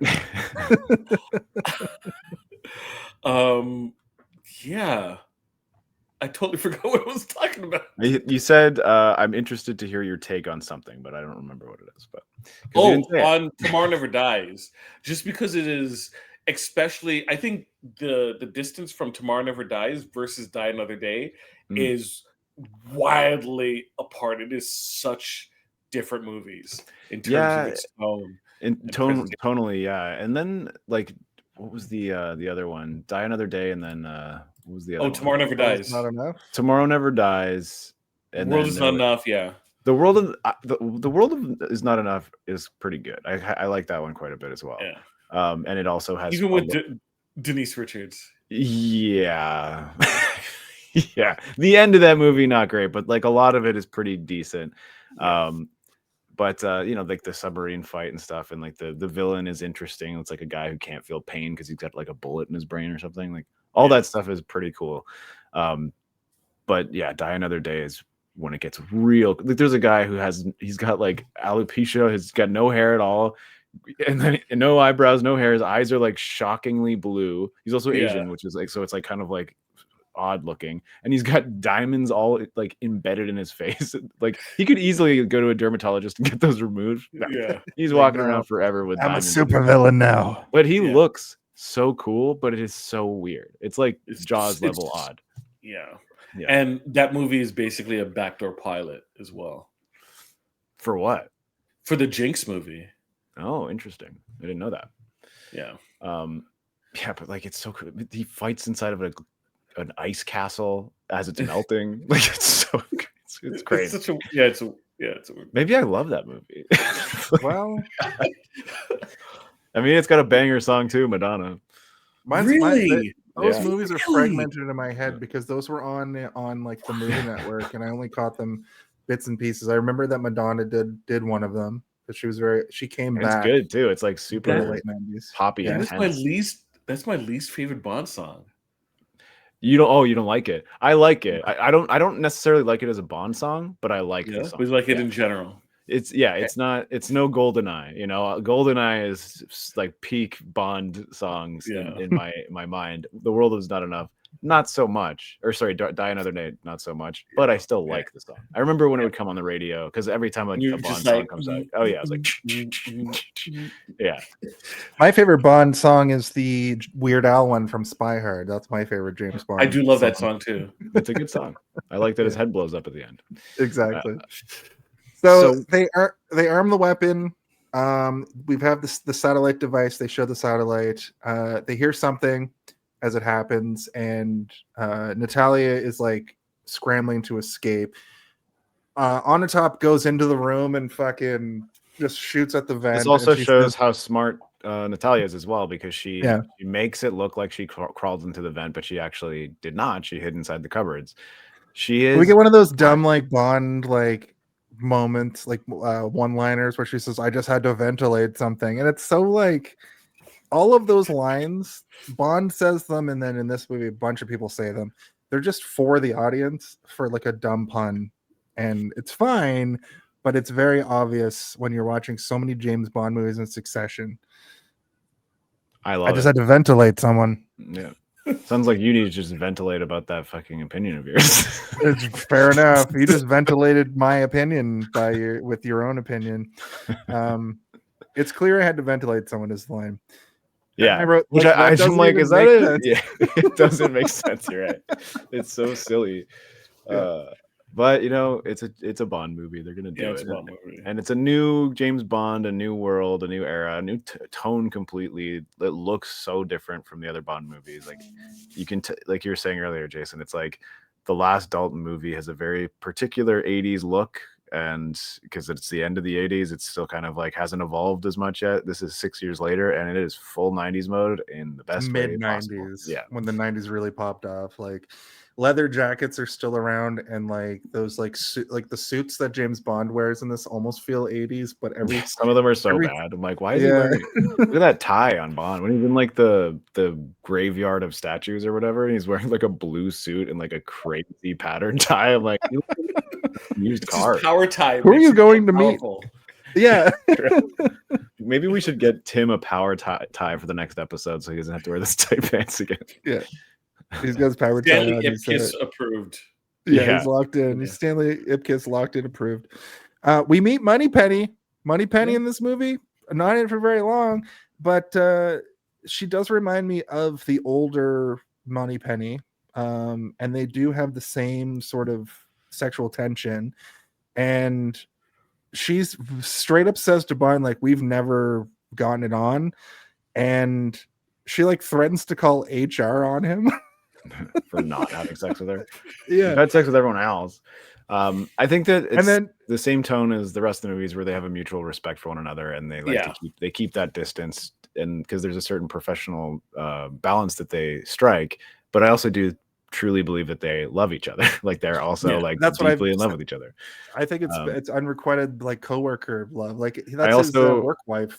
Yeah, and I also appreciate that they cast somebody who is of similar age to Brosnan rather than make her younger or old, much older. PYT. Yeah, exactly. It feels good. This movie isn't doing the nasty stuff from the old Bonds, and it's not doing any of the overly gritty stuff of the new James Bond movies. I have to pop away for 2 seconds. The next scene is James Duty Dench. So if you want to just lay that out. Her office sucks. I like the old M office where it's like leather bound books and chairs and like mahogany and hardwood and weird statues. Her office looks like the most boring ass 90s business person office that you've ever seen.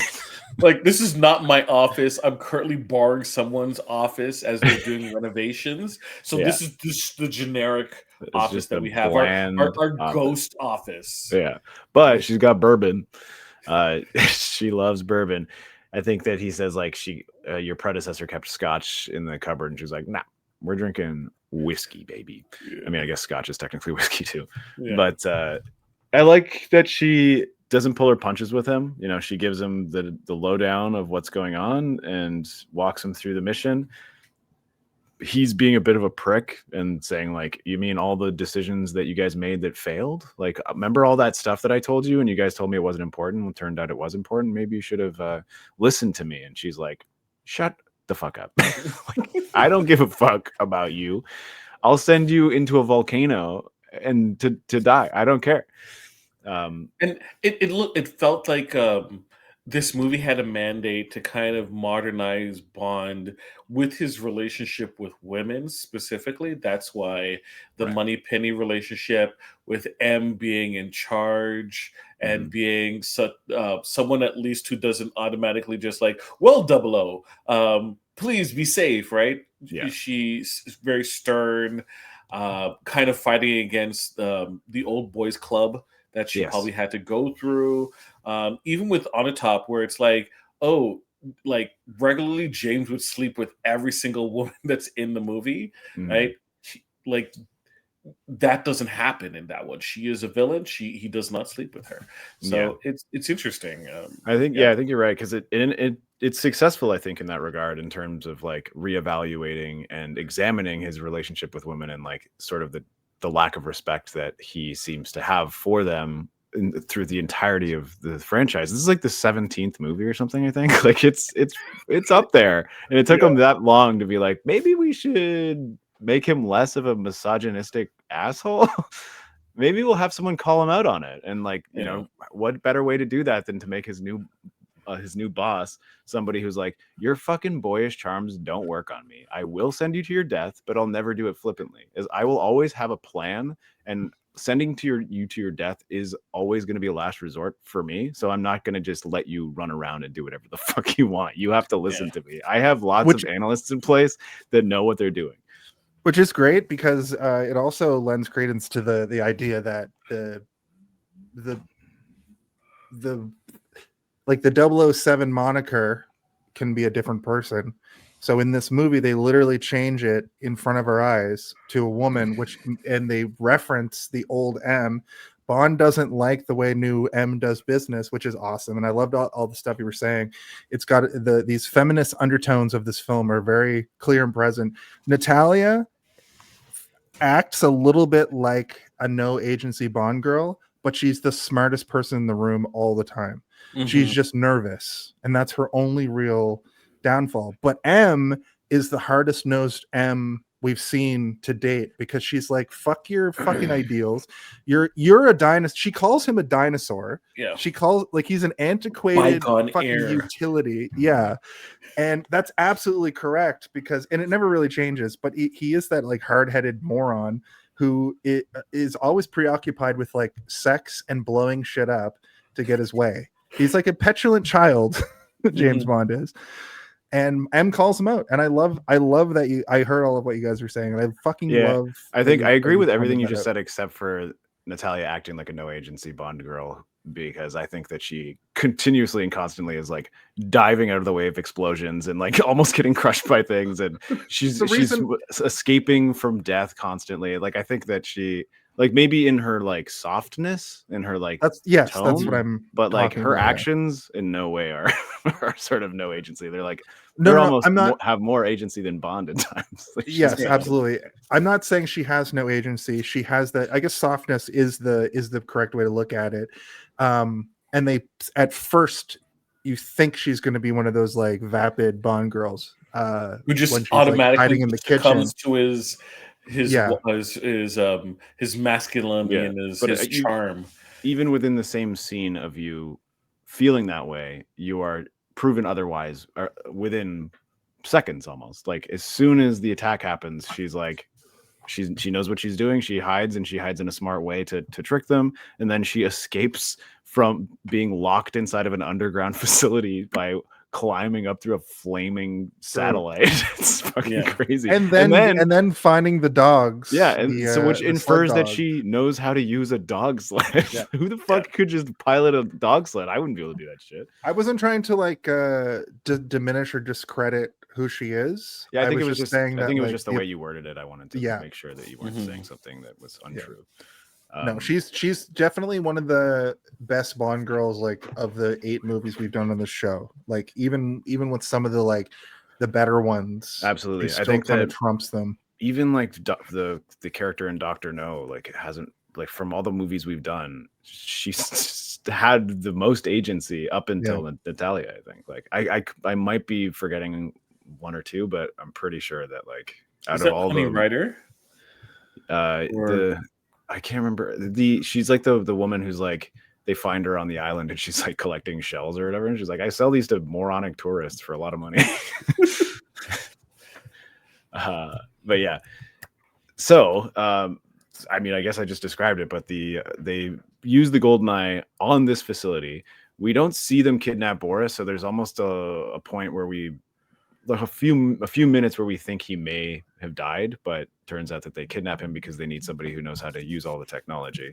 But this is where I'm like, I thought it was just an EMP. It's like, it doesn't just turn the satellite off and erase all the computers. It starts exploding. So I'm like, I guess there's some sort of devastating effect that it also has on electronics that I don't really fully understand.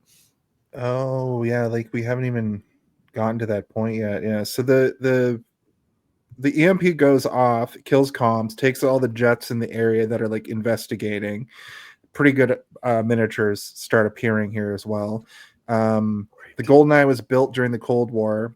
It stopped a nuke before during the Cold War that went off in like the upper atmosphere with the Goldeneye. So it's very powerful. And then so after they EMP the place, the helicopter lands, and that's the reason why they stole that Tiger helicopter, because it's EMP proof. They spot Natalia on the radar escaping also during the sequence. Bond does. Apparently no one else noticed it. Yeah. Yeah, exactly. The very bright white glowing dot moving away from the burning bright white fire. It's like, I think that's a person, guys, walking towards those dogs. We're still in that. It's a back and forth thing where you guys kind of already laid it all out, but this is when Bond. Yeah, we've covered it all. Yeah. Okay. Urmov talks about his plan with some sort of board. He's with the defense minister, and they know that Natalia is potentially still alive. And then after that, the defense minister is going to come back. Sorry, what were we going to say? No, and then it's an interesting scene where they're talking to the board, because the general does not know that Natalia survived, but they do, right? They're like, 2 people survived, and you can see this guy, good actor, man. Like, it's over the top, and like, no, if you're trying to hide your feelings or your thoughts, this guy's doing a poor job, but it's very satisfying to watch his face drop so heavily upon learning that Natalia is still alive. And he's like, well, we got to find her and kill her, because she knows what we did. Because at this point, he thinks that they're going to fire him for failing his job, but they're all like, no, we want you to do your job because you're really good at your job. So he's still within the government, and they have absolutely no clue that how how much he's betrayed them at this point, which is intriguing, and I like it, and adds sort of a layer of tension. But it also is probably one of the explanations as to why this guy is so stressed out the entire movie, just constantly sipping on his booze. I didn't mean to do the and then thing, but the reason why I thought we were over it because the next scene is fucking incredible. It's the first Q full on maximum Q scene I think we've seen in 8 films on this show, and it's an incredible mix of all of the Q scenes we've seen up to this point. He starts off in a wheelchair that shoots missiles out of a cast. Shoots it out of a cast. Yeah, it's like we're introduced just in case our double O has to pretend to be in a cast. Yeah, or needs to get a rocket launcher into like a fucking stadium or something, like a football stadium. We're introduced to a BMW that has so many bells and whistles that aren't really they're not even used in this movie. Yeah, he doesn't even drive that car. It was just that same car is in like Die Another Day or something, right? Because I remember usually an Aston Martin, but it's just a BMW for this one. But it was just a car commercial for a second. A split second of the movie just turns into a car commercial. And we're like, what? It's like there's missiles behind the headlights. Yeah. It's like, okay, I hope I see that later in the movie.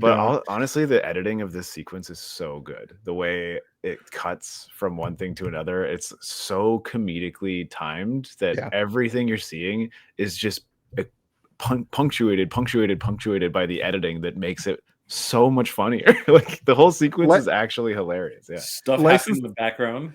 Yeah. License to Kill is mentioned, but no license to break traffic laws. Then we get the scene with like, here's all your gadgets, a belt with a climbing rope. And then in the background, as Jaemeel said, there's a telephone box that has an inflatable thing in it for some reason, which reminds me of the couch in that one James Bond movie, I think in the first Timothy Dalton, where the couch inflates and the guy like gets sucked under it. Or it just like folds backwards and the guy gets eaten by the couch, and it's like, does it trap them in there? Is there air? I don't who's that for villains? I don't understand. Or just a quick hiding place. What's the phone box for?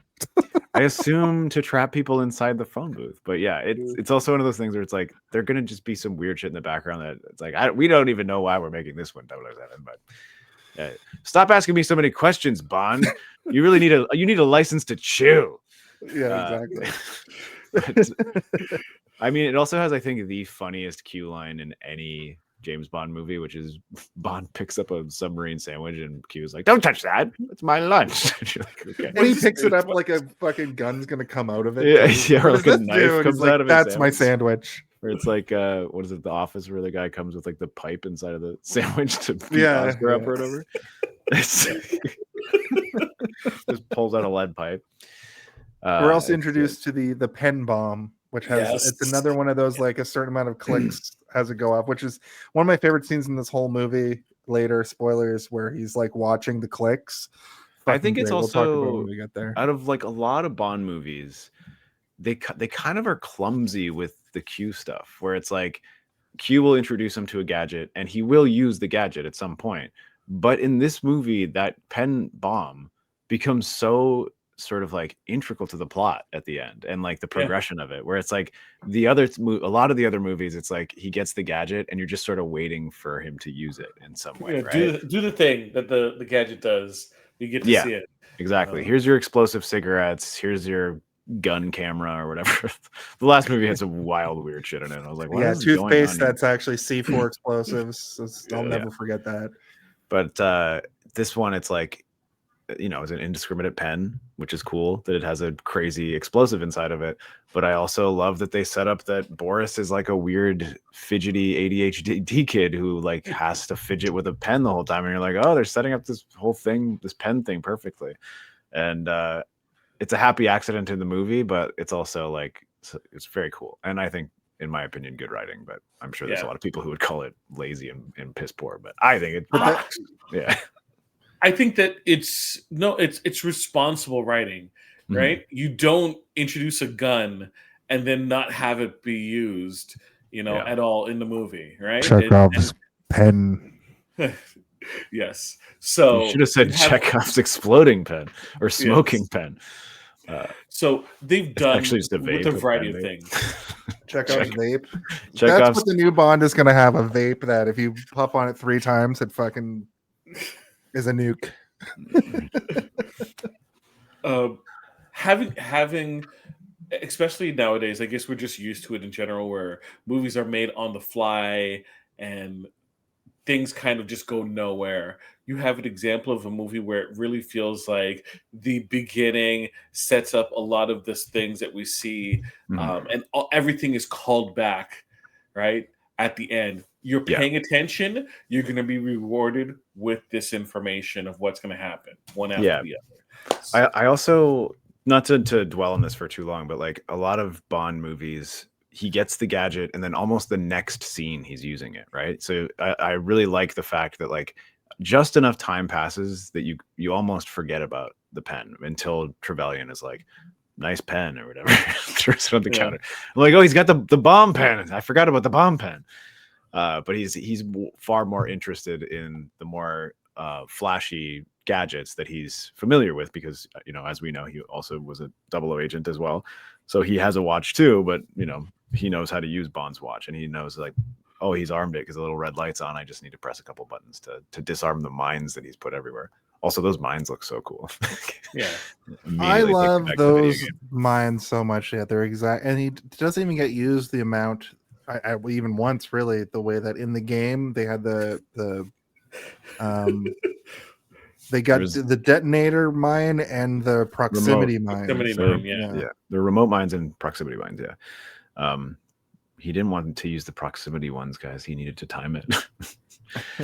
I do also. Actually, we'll talk about it when we get to it. I'm jumping ahead a little bit in my mind, but yeah, the Q scene. I think we all agree.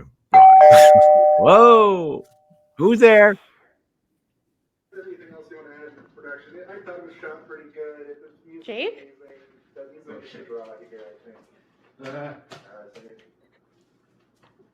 Oh, hi.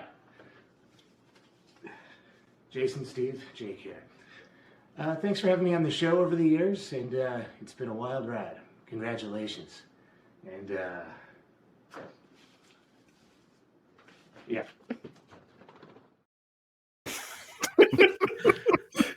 It's our number 1 fan. Yeah. Thanks, He's Jake. masturbating to his own episode. Thanks, Jake. Oh my goodness. Oh my goodness. Oh my God. Who is it? Who is it? Hey, what's up? Mike here from the Sonar Podcast Network. And Mariana's here too. So, hey, Mariana. Hi. Yeah, she's excited. Almost as excited as I am. Because guess what? The big exciting news. You heard about it, right, Mariana? Yeah. Steven and Jason are, of course, Getting married. getting married. Congratulations to you both. I'm so excited you're taking your podcast to the next level. It's finally happened. You finally decided to throw the podcast away and embrace what was there in front of you all along, and you're moving to Peru together. I'm so excited for your next step. And all the best wishes.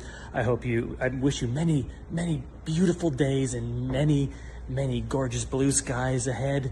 All the best wishes to you both. I love you both very much, and I wish you all the best. So this is Mike here, again, from the Sonar Podcast Network, Canada's first and only podcast network, and Mariana as well. Hi. And we both feel equally excited. So goodbye, good luck, and may the Lord's light shine upon you on this wonderful day. Happy birthday.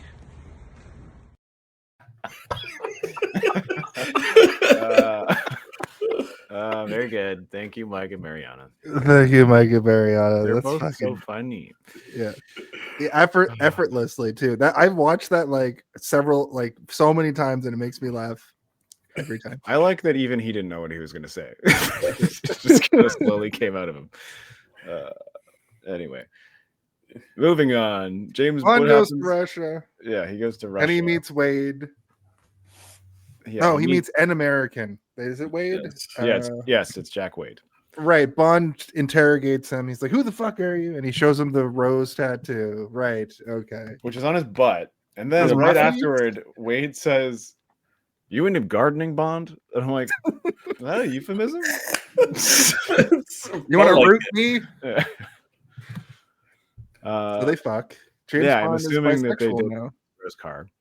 Yeah, he's a little bit of a, he's a little bit of a, I don't know, a hard ass Jack Quaid, but like he's by the end of the movie he grows on you. Actually, by the end of the scene he grows on you. It's kind of funny. Yeah, And, I like this character actually. it could have been so easy for them to make it Felix Leiter, but I'm kind of glad they didn't. Yeah. I don't think that Jack Quaid is like a recurring character. I mean, the guy who plays him was literally a James Bond villain at one point. Which Really? one was? Yeah, we've already done it on the show. Remember, he's 'Cause like, he looked familiar. yeah, he is in. Let me just look it up. You guys talk while I look it up. Well, the next scene, it's on to the next scene. Boris, it turns out he survived, and he communicates with Natalia, who goes to an IBM shop, one of the best product placements I've ever seen in a movie. She goes to an IBM store where it's like, you can go into this other room and test out the computers. Imagine if you went to the Genius Bar and they were like, go into this separate room and test out this Mac. You do whatever you want to. Yeah, just go in there. He played Brad Whitaker in The Living Daylights. Oh, okay. You might remember that their grand finale battle is him wearing like a weird, like bulletproof shield, and they're fighting inside of like a miniature model. But he wasn't the same guy, but he played a similar character in this, like a weird American, like army monger. I think this guy is interesting. Not that he's a bad actor. It's just that he generally plays the same sort of character in most things that he's in. Okay. Which, nothing wrong with that, but it is weird that he was literally a James Bond villain and then now is a James Bond ally. It's like they couldn't find anyone else that hasn't already been in a Bond. But Playing a hyper militant fucking weirdo. he dies in that movie. I remember watching it being like, is yeah. this going to be the same character? Like, does he have a heel turn at some point? And then at the end of Living Daylights, I'm like, oh, he's dead. Never mind. Natalia and Boris agree to meet. We meet. Then we go over to Valentin, that whole sequence, this weird bar that's like American themed. I love all the Russia stuff. I love it. Yeah. I They think- agree to make it. I was just going to say, I think like, I love sort of like the size of that boardroom they're in, how it's like comically large. And like, I love all the architecture that they show off. And even like later on when they're on that train and everything about it is like a little bit gaudy, but also like, I dig the vibe, I like the architecture of Russia. If it wasn't so homophobic, I'd like to go there one day. Right. Uh-oh, who's it? Is it Putin? Here comes Vladimir. So they say it's your 200th episode. 200 episodes of Hey, did you see this one? What an accomplishment for a couple guys to talk about movies with passion, gusto, flair, debonair, and all good things that come with entertaining a rabid fan base of podcast listening movie fans. So congratulations to you two gentlemen for 200 episodes of Hey, did you see this one? Thanks, Chris. Thanks, Chris. I'm glad you could time? be here to see that. He sounded a little sarcastic. Yeah. It did. It's like debonair. Okay. Deb Air sounds like a Bond girl. Deborah Nair. Oh, She's they're- hairless. Yeah. Write that down. I thought of one, or Danny actually came up with it. Aphrodisiac for like a blaxploitation character Yes. from a Bond movie. Yeah. Shazam! She punches people. Shazam. Shazam. Isn't that what Yeah, Foxy Beyonce says Cleopatra- that in Yeah, Goldeneye. that's Foxy Yeah. Cleopatra, right? Yeah. So there's this interesting moment where they try to make a deal. They're gonna like drive a hearse in with a with a casket filled with explosives, and then they're going or money that's also rigged to blow, and then they're going to leave with Janice or leave to meet Janice. I don't know. This whole conceit was a little bit harebrained because it never actually happens. It really is just the ability to have Bond abuse this man and then also have this man abuse his mistress by being like, this American music is kind of driving me nuts. And Valentine's like, you get out of here, get out. Which I laughed out loud at. He says, who's strangling the cat? This is Yeah. what Bond says about her singing. Love you too, World Mind. And yeah, I mean, you improvised that, Chris? I can from the tell. heart. From the point where you were just like staring off into space trying to gather your but thank you, Chris. I It was a appreciate nice your message. time and your effort. Yeah, it was nice. Thank you. But yeah, this is also an opportunity for us to meet a new character that becomes sort of a staple of the Brosnan Bond era. And I like him. He's fun. But he also is the one who reveals where to meet. Am I wrong about this? I can't remember. No, that's Yeah. So, and then this is also where we then come across the fact that Trevelyan is still alive. He's a ghost. And I guess he got burned by when I was a kid, I always was like, I thought that the wound on his face was from getting shot. Like he actually accidentally shot him. And then it's like so clearly not like he got caught in the explosion. That's what happened. It's not even on the right side of his face for the bullet. How dumb was I as a child that I thought? No, I think I agree with you, and I think that I had the same thing because watching it this time, I was like, oh, he got blown up, so he's got like the Two-Face thing. But what I learned about Janice and Trevelyan in this is that he is the actual antithesis of James Bond. He's the complete opposite. So he has to be like disfigured, bad with women, doesn't give a shit about London, doesn't give a shit about Britain. Not even that he doesn't give a shit about London. He hates it. He hates it. Every time he says for England, because of his Cossack fucking parents or whatever. Every time he says for England, he's just lying because he actually hates England. He holds a grudge against all of England because they executed his parents. And you know what? To be fair, I would probably be pretty sore if somebody executed my parents as well, even though they were Nazis. Yeah, not my parents, his parents. My parents were Nazis. Yeah. That would have been an awkward conversation.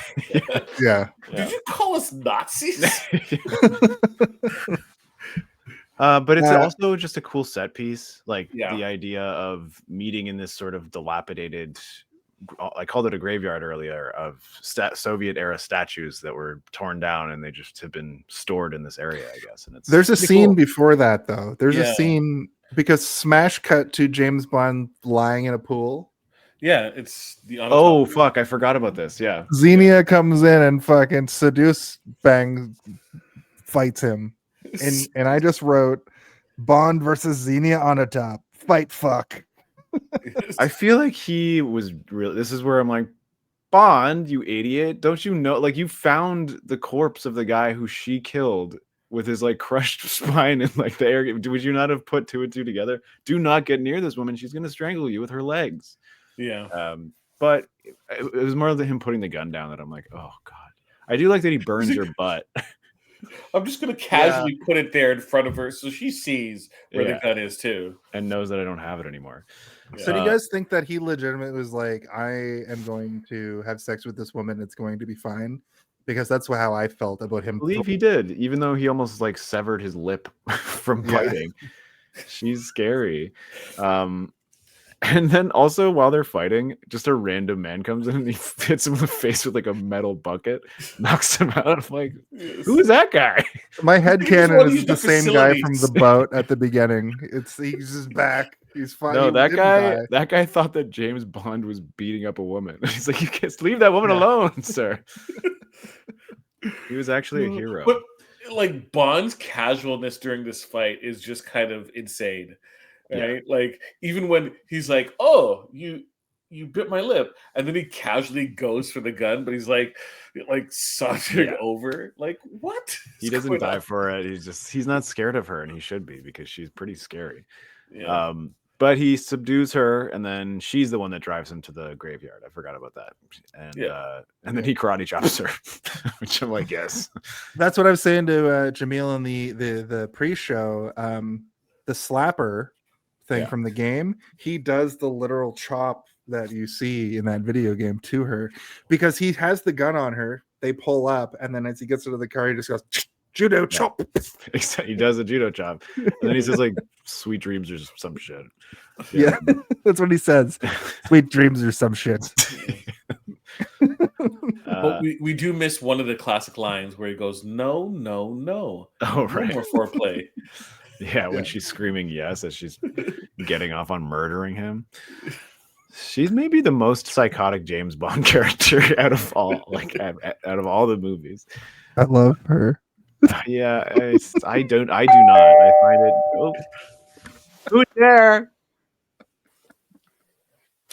Congratulations on your 200th episode. Hey, did you see this one? Kudos on your dedication, Jason and Steven. 200 episodes. Wow. Let's do the math on that, shall we? We got, 200 episodes? Say an average 6-hour runtime per episode. It's like 1,200 hours. Like, how many weeks is that? I mean, here's to many more weeks, fellas. Congratulations. Thanks, David. David. Never misses an opportunity to take a dig at the runtime of the show. Oh my God. He looks very let's say Messiah-esque. Right. Biblical. Jesus. Yeah. And the light just shining above his head. That tracks. That tracks. So Janice sorry, just quickly, I cannot tell you how much pleasure I got whenever Davin was on this podcast, because we would literally sometimes we'd match up on another podcast I'd be on at the same time, and we would be flicking back to check the runtime. We just know it's like killing him. It's yes. Let's go. He was the first person to call us out on our Promising Young Woman episode, which was nearly 6 hours. So that was a little bit crazy. Yeah. That's what happens when you get Noel and Cass on the same episode. We knew it was they both coming. talk a lot. Yeah. Me and you didn't even talk that much that episode. Did you break that episode up into 2? Fuck no. No. It's for people who watch it at work. Yeah. There's a couple people that watch this while they're at work. So that takes up the majority of their whole work day. Yeah. So good for them for sticking with it. I had a thing I was going to say. I can't remember what it was. Anyway, it's a meeting in a cool graveyard of statues. I think it's a really interesting visual. I remember that level of the video game kind of frightened me when I was a kid. I was like, oh my God, it's so scary. Because it was kind of misty and the statues were creepy and just everything about it had this sort of the level that freaked me out as a kid when you're in the open, it's like an open level in the like the tundra, like it's an open level. Siberia. It's dark. Yeah, it's dark in the distance of Siberia. You have to go around to like the buildings. There's 2 Siberia Valentin is levels. the boss. I love the first one, but the second one's frightened me. Yeah, because the second one, the sky is red for some reason. Yes. Why are we in hell all of a sudden? It's the color we had. We're Nintendo. Why are you playing this? We had to make it different than the last time you were here. Yeah, I mean, this is the revelation that he's alive, and he kind of reveals. He doesn't reveal his plan, but he does reveal that he's like, I'm behind all of this shit that you've been investigating. It's all me, baby. I literally wrote, Janice is traveling. What a twist. Why? No clear answer. He just sort of does like a villain speech, but doesn't really get to the point other than like, my parents were Cossacks and, they were ousted from their country and I watched my parents die. So I have to like avenge them. But Bond, we also find out Bond's parents were killed in a climbing accident. I don't know if that's like lore. That's already been established. That's always been his parents' death. Yeah, feels Batman-y. I think Skyfall gets into it quite a bit, and then so does the one with Blofeld. The Christoph Waltz Blofeld stuff.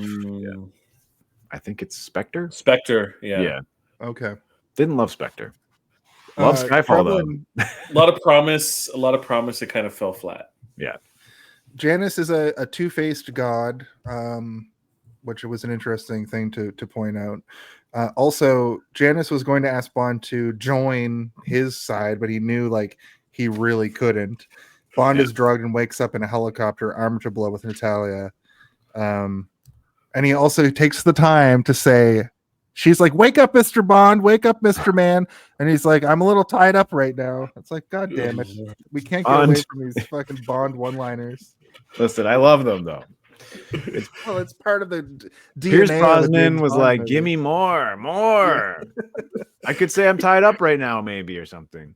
Well, how about he just headbutts various things in order to escape? How about that moment, which I thought was he's excellent. got his hands are tied up. How's he gonna? Yeah. What else is he gonna do?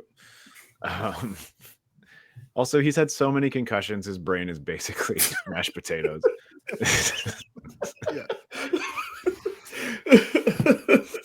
So he puts together that Natalia is the one that escaped the Goldeneye incident. Bond tells Natalia to trust him, and they sit with the defense minister in the next scene. So they get out of it. It blows up. They go to the defense minister. And for good reason, she's wary because she doesn't know who this man is, for one, and every single person that she's known has either been murdered or betrayed her. So it's like she's kind of wary, and I again shows how smart she is as a character to not just be like, "Okay, handsome person, help me." I like in this next scene too, where they're sitting down with the defense minister and multiple villains just start entering. Like they just keep coming in and you're like, well, actually, I really like that. Ormov shows up, he kills the defense minister, they have a shooter and escape, and then they go to the archives right from the video game. Right from the video games. Yeah. Also, a cool set piece. I like that it's sort of like the graded floors and just very sort of like, it just feels sort of like a little bit shitty, but also futuristic at the same time. There's like it's kind of achieving this weird balance of like old world with like new world, and I really enjoy it. I also just like the sparks and stuff from the guns. Like it feels real. That's the thing. Yeah. It doesn't feel like a set. It feels real, which like whenever you kind of have that, it just provides more of an immersive feeling to whatever you're watching. Yeah. Right. And it does. And it also it's something that you wouldn't see anymore because archives are mostly all digital now, right? There's very rare are there like hard copies of things that exist in the real world. I'm sure they do exist elsewhere, but like in terms of any business or infrastructure is like they're not going to be having a giant warehouse full of boxes of folders. You only see archives anymore if it's like an Indiana Jones type of archaeology type of movie. That's a cool one. Time. Yeah. I like when they get to a dead end and James Bond is like, he pulls off his belt and says, "Trust me," and then he's got his fucking extendable rope belt. Yeah, that crazy synth music. Yeah, so good. And then Oromov captures Natalia again. Like, oh my god! But in her defense, there's a lot of people coming after them, and James Bond yeets himself out a fucking window.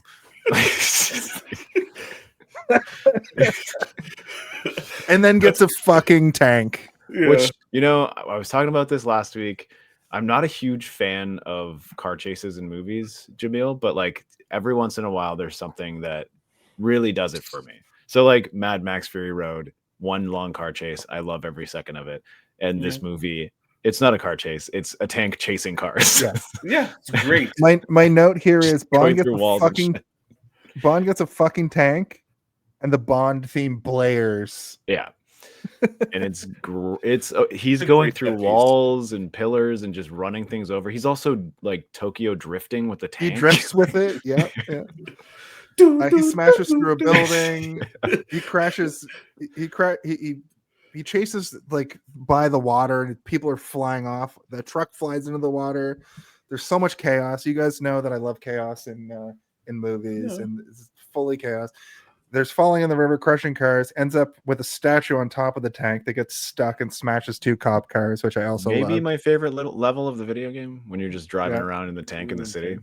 Also, did you guys remember in the escaping the facility level, you could like go around the corner into like a room and there was a tank there and you could just drive around on the the tarmac with a tank, just running guys over.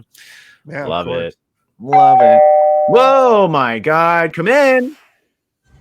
Congratulations, guys, on your Much Music Teen Choice Award. It's been a long time coming, but I know you stuck through it, you earned it, and you got a place in history now. So congratulations. I mean it from the bottom of my heart, and I'll see you soon. Thanks, Graham. Oh, my God. 2 doorbells.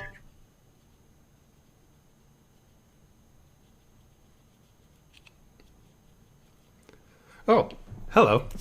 I'm Craig. You might remember me from some episodes of Hey, Did You See This One? It's a podcast. I'm just kidding, of course. I know the podcast very well, and I love Stephen and Jason very much. I'm always so honored when they have me on the podcast. 200 episodes. Congratulations, guys. Hopefully we get 200 more and beyond. And I'm looking forward to being on more episodes. So let's make some more. Oh, pardon me. I have some work to get back to.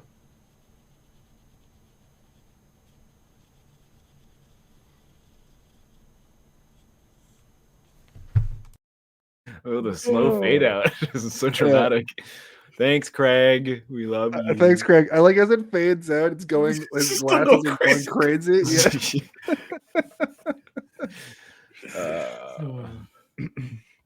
Yeah, Dave. Dave. The same. I think it might be my favorite, but we'll get to that when we start talking about that at the end. Yeah, Teen Choice Award. We have a Teen Choice Award from MTV and Much Music at this point. I doubt even a single teenager has ever watched an episode of this show. That is not true. Okay. That is not true. My my soon to officially be my daughter, she was watching the Invisible Man episode. Oh, the last one I was on, and she had some comments that we still laugh about to this day. Some information about men that came from that. She did question me on about men showering and how intensely do they shower, or do they rotisserie? Do they actually take a shower, or do they just turn around in a circle, just pirouette? Just get wet. Do you guys wash your legs as millennials, or is that just me? I wash my whole body thoroughly. I also scrub it with a coarse brush before you get all the dead skin off. Yes. Yes, exfoliate your skin. Jason, your skin is one of the most important organs of your body.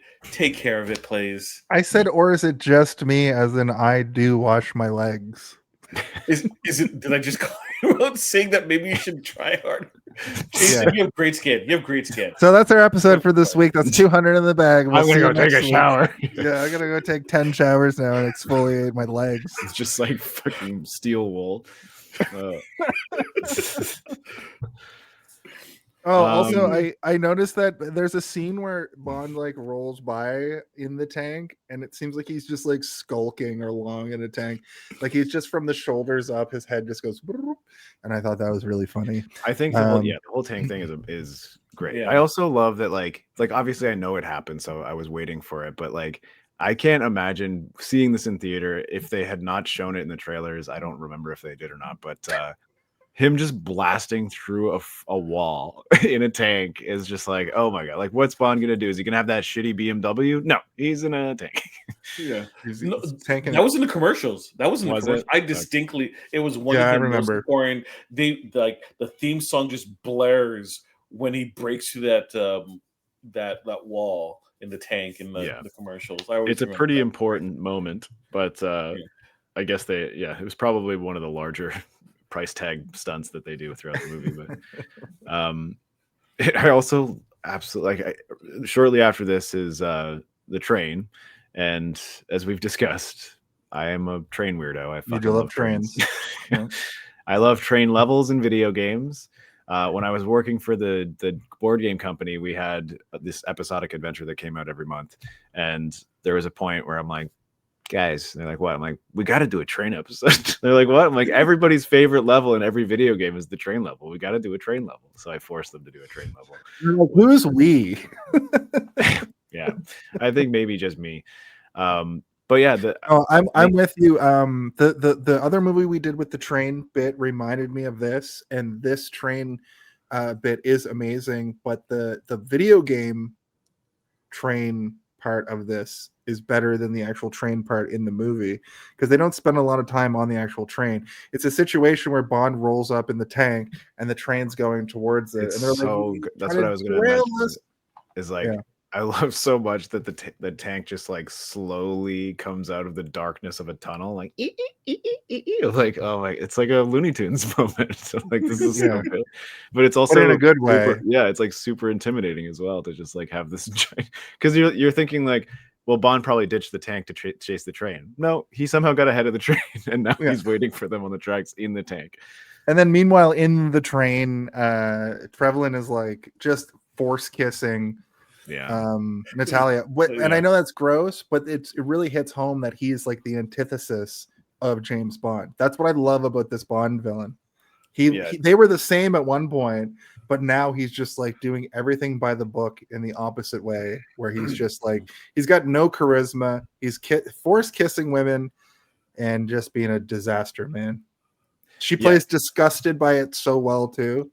I mean, it's pretty disgusting, and I can't imagine that the fact that he was, being that aggressive and gross about it probably helped in her acting choices. She's like, but also kind of fits the jealousy aspect of it, because the assumption is that Bond will eventually, or has already gone with her, and he in his mind can't let that slide. It's like, look, I can have her too. Right? I can best him. She tastes like strawberries. And then Bond says, in response to that is, I wouldn't know, because he's like, I haven't, me and her are so far just work partners. He kind of. Oh my god. There's a lot of people. Congratulations on this day, the 200th day of your episode show thingy that I was on once. It was the best show that you ever had, quite frankly. Happy 200th episode. Just keeps getting better.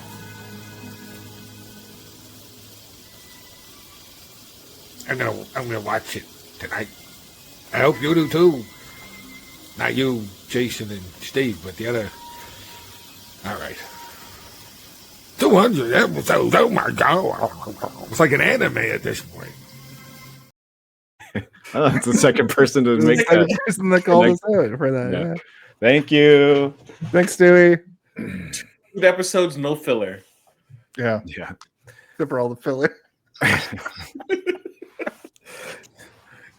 Oh man, yeah. James Bond plays chicken with a Mack truck / train. Natalia is horny for being derailed, or not Natalia. She is though. She's also. I think it's just violence. You're gonna derail us. Yeah, she's happy about it and horny about it, and it's like she's just horny for chaos. I think any violence at all, she's just like, this is awesome. I love this. No, Dave, you're right. This is what I've been saying specifically, but yeah, Sean Bean is fucking great. Yeah, and I almost like, and you keep saying the antithesis of Bond. I don't even know if it is. It's almost like a twisted, dark version of Bond. So like, yeah, that's what I mean. Because like, I would say that the man with the golden gun is the antithesis. Whereas like, not only does he not work for the government, never has, he like actively goes against the government and is paid crazy amounts of money for murdering people. Like that's like the mirror. Whereas this is like, what if something really twisted happened to Bond? Or if like I think the though bad that things that Sean happened to Bean Bond affected him mentally to the point that it twisted him into this like revenge. I think that Sean Bean could play James Bond, where I don't know if Christopher Lee could necessarily play James Bond. Yeah. Because he's the opposite. He's scary as Dracula. He is. And he's an evil wizard. Yes. That's like saying, like I would say like he's really good at playing Saruman, but I don't know if he could play in the way that Ian McKellen played Gandalf. I'm pretty sure he was cast because it's like, you're a pretty intimidating and scary guy, whereas Ian McKellen is like, can be intimidating and scary, but also can be so warm and like grandfatherly, and like you want to sit on his lap and read a book. But I had a point I was going to make, but I can't remember what it is. Anyway, the tank being used is also great because I wasn't sure if they were going to fire that thing or not, but they fire it directly into the nose of what is like basically a battering ram on rails. Yeah. I could not believe. I don't remember the way that the front of that train looked, and it blew my mind how like a mechanical that would- rhino. that's what a Soviet fucking train engine would look like, I think. Also, like in the video game, we only talked about it briefly, but like the train way longer in the video game. It's like a full length cargo It's a train. whole level. Yeah. It's long. Whereas this is they're just on it to go from point A. It's like a mobile sort of like command center or whatever. And they don't really show like the cars of the train in this, but there's that one James Bond, the one where Because there's only two. decoder. There's like the front, Yeah. and then there's like the one that they're inside of, and then I think like the one at the front is where all the computers and stuff are. But the James Bond with the decoder, with the last Sean Connery one we did with the really bad Bond girl. Oh, Russia. The second, from Russia with Love. That James Bond train looks like it does in the video game. Which was Well, that's like about they're the on whole time. they're on several trains in that movie, but they're literally on the Orient Express at one point in that movie, and then they go into another train. But yeah, those are passenger trains, right? Like they're for people to sleep on and stuff. This is like a military device. Bond's on the train. He gets stuck there inside. Janice and Onatop make their escape along with Omanov. What's it? I can't remember his name. He has Natalia. Time for one shot. Gets Oromov, and the others escape. The watch laser makes an appearance as he tries to. So Which I I thought thought it was the coolest shit ever as a kid, and I still think it's pretty cool. It's pretty dope.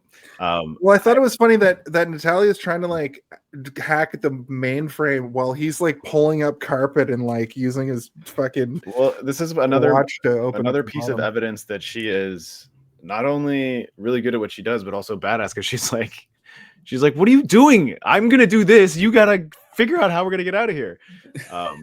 But I your part. Yeah, exactly. Like you're the guy who has all the gadgets and shit, right? I'm good at this. You do that. I need to figure out where they're going. And she gets just enough information to give them a lead, I guess, on where they need to head next. But I also like that it calls back to the beginning. Yeah. I also like that it calls back to the beginning where he's like, I gave you the same 6 minutes you gave me. And then Bond is like, we got 3 minutes. Like, I like that little sort of attention to detail, which is cool. And evil. Sean Bean is evil, guys, in this movie. I don't know if you can tell, but he has a Harvey Two-Face face. They do a good enough job to kind of establishing as such. Right? I feel like the rapey stuff was maybe a little bit too far for me, where I'm like, we get it, he's evil. He doesn't also have to be a freaking pervert. Yeah. But here we are. That we know just how evil he is. I love Boris trying to remove all the motherboards to stop the trace. So I thought that was great. Yeah, I like that. It shows that he is also realized. He must know that it's her, right? Because she's the only other person that escaped the facility.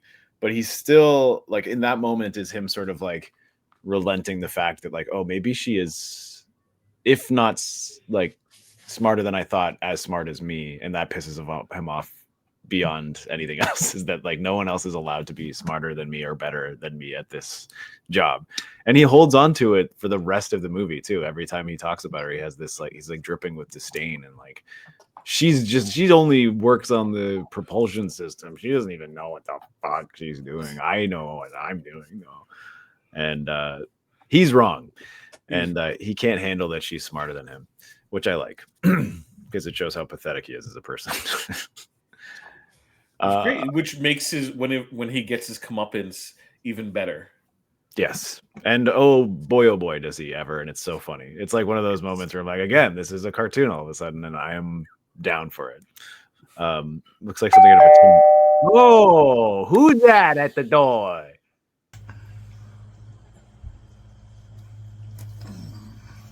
Oh, hey, didn't see you there. I've often been asked many things. How much you weigh? How much you bench? How much you squat? But really, I'm frankly insulted that I've only been asked once. Hey, did you see this one?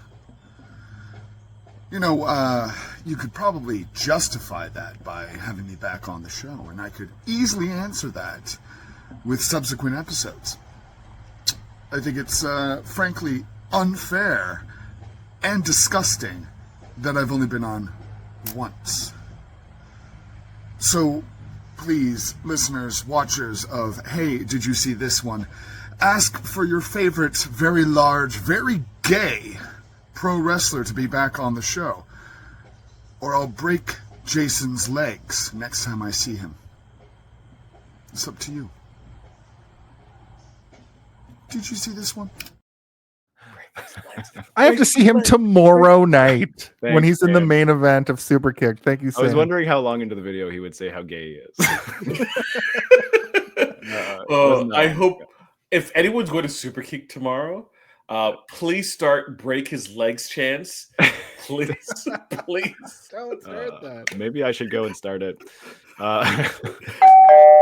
Oh, who's that knocking at my I've heard of Hey, have you seen this one? But hey, have you seen these 200 ones? Now you're just talking crazy. Congratulations, boys, and hopefully you'll watch 2,000 more. I don't know what the limit is here. Thanks, Cam. Thanks, Cam. Love you. Well, that's fine. Okay, there's only a couple left. We can we can sprint to the finish. They go to the Caribbean. Yeah, and like, well, they they have sex. Nothing. This part doesn't really do much. This is also one of those moments in the movie. I'm like, I forget about it every time because it doesn't do anything for me mentally. Honestly, what it feels like is like, well, you know, Natalia is she's respectable, so she isn't just gonna like, you know, sleep with Bond. She has to have a relationship with him. So we kind of have to show them in their, like, you know, relationship, even though all this stuff is happening in the background. They take a moment to kind of really bond. And no pun intended. James Bond. And spend some time together on like a little romantic little getaway. You know, which is such a James Bond thing where they got to take the night before they go do their big adventure. They got to like have a date, and in this sequence, it's funny too because they're in Cuba. I think there's also an expectation, right? It's like guns, gadgets, girls. There has to be a sex scene or not a sex scene because there's not really any sex scenes in James Bond movies. It's usually the beginning or aftermath of sex. Yeah, you know, hello talk. But or they do have a charismatic back and forth where they talk about operating procedures, and she's like, how many operating procedures? And he says, thousands, but I only pay them lip service, which I laughed out loud at. I know it's grown, but also I wrote, they're now going to bang because James Bong, I wrote Bong, fucks. Bong, James Bong. James Bong. Yeah, I mean, yeah. It's not a bad scene. It's just a scene that I don't have a lot to say about it, but you know, it's a standard thing. It could be yada yada right through. Really, it's one of those things where it's like there's an expectation for Bond movies to have this sequence of events in it, and this is that sequence of events. And you know, yada yada. I mentioned the Goldeneye. Yes, that's what. Never mind. I was gonna say something rude. Let's move on. Now they're in the jungle. Really? Wade. You can tell me afterwards. Wade brings more gear from Q. They discuss how Cuba can't have anything appear without the CIA knowing about it, which is a foreshadow for the fact that the Goldeneye antenna but the Goldeneye antenna exists underground and has to come out of the jungle floor. Natalia gives James what for being a killer. I think they bang again. I think they bang a couple times during the sequence. They're just having a romp. Bang, bangity bang, bang, bang. Then bang. They're flying around James Bond rips. I like that actually. I think that's funny. And I'll operate your, worldwide. Oh, rehoot soup. It's too much. There's so many soup jokes about Campbell. Sam Campbell. Slam Campbell. Also, didn't we invite him on a second time and he like sent us a recording of himself like reviewing it at the end or something. I can't remember. So I tried to call him out on this. He was like, I was like, technically, you cancel. He's like, no, the world was ending, so I couldn't make it on. And I was like, okay, well, I don't know how to respond to that. Obviously, he's welcome back here anytime. But oh, yes, right, he that was like supposed to be on a second time. He needed to step in for something for wrestling, right? Like there was an emergency. Yeah. Okay, that's better than canceling. There's a lot of people that just cancel out of nowhere. That's not great. We've only actually had one cancellation ever, too. So shout out to all in 200 episodes of this show and 100 episodes of having guests. Everyone's pretty good. One person to actually cancel, and we had to pivot. But then Alex Gow came in and knew the movie for that week somehow. We had an emergency where we didn't have anybody. We would just like reached out to everybody that had been on, and happenstance Alex Gow watched the movie Mothman Prophecies a million times as a kid for some reason. Such a random movie to watch as a kid. That we were gonna my favorite movie. Yeah. Me and Steve were going to that week. We're going to do Deadpool and Wolverine, and just like we're gonna cancel our plans because we're like, well, we watched this, we can talk about it. And then Alex Gow came out of nowhere, the Mothman himself. I've seen it 100 times. I know that movie in and out. And he, to his credit, knew it like the back of his fucking hand. He knew it better than us who had watched it that day. It was great. So we just as an aside, for 200 episodes, we've been comically fortuitous to have such a great group of guests. You know, like including you, Jaemeel. You are awesome too. We love you. Yes, we had Jaemeel come on for probably one of the worst movies we've ever covered, and it's one of my favorite episodes we ever. It was a good episode. Yeah. It was such a fun talk. You guys I have love watched Jaemeel so the much. worst quality version of the movie. We watch it from Like, our Internet Archive. Yeah, love it. Complete with like Miss Cleo commercials and all. That's where the Miss Cleo commercial on our channel came from. Anyway, we should get back to Goldeneye. Right. Yes, we appreciate all our guests. You guys are all amazing. They're flying around in an airplane. They're looking for the dish. They get shot down. We get the escort mission from the game. They crash and pass out in the jungle. Awaken to find Xenia like dropping down on them. She beats his ass. She beats the fuck out of him. But she uses her power. She's so good at beating him up that at one point Natalia tries to like smash her with a log, and she just fucking palms it and says, like, "Get the fuck out of here." She's like, I'm "Wait killing your this guy." turn." Yeah, Waits your turn, licks her, and then hits her away while she's still squeezing James Bond. It's crazy. James Bond, I don't think like in a fair fight where she wasn't killed by a helicopter, I think that she would have killed James Bond in this situation. Yeah. He was getting the shit kicked out of him, and also while she was fighting another person. So I think she's a very accomplished leg squeezer or whatever. But the way that he kills her is pretty cool, though. He reattaches her to the helicopter that dropped her off, and then shoots the pilot with a machine gun, and then she gets squished by being yanked on a. It's a pretty brutal death when you. It's pretty for what I thought was a PG-13 movie at this point. I was like, wow, her whole skeleton is being just fucking eviscerated right now. Well, she always did enjoy a good squeeze, is what he says right after. Yeah. She gets squeezed. She gets squeezed to death. She gets to experience what she had done. Squeeze between the two legs of a tree. Yeah. Yeah. She gets to experience. Oh, there. Oh my God, Steven, Jason, congratulations!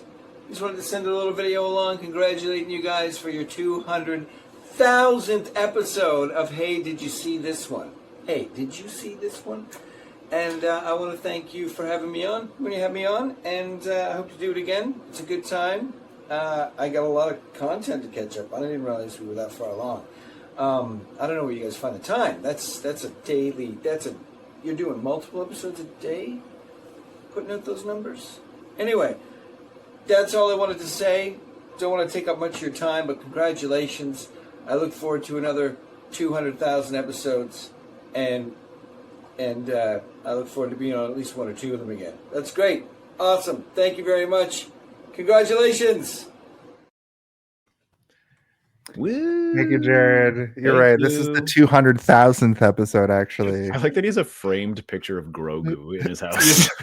I didn't notice that. It's funny. So Janice and Boris raise the disc, the antenna, and the gang finds it as it's going up. Janice has the Goldeneye.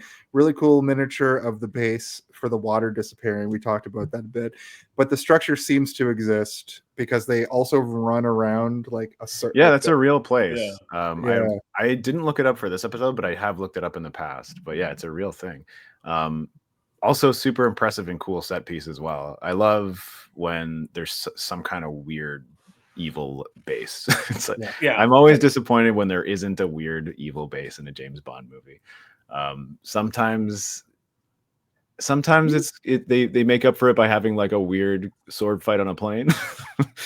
I'm okay with that.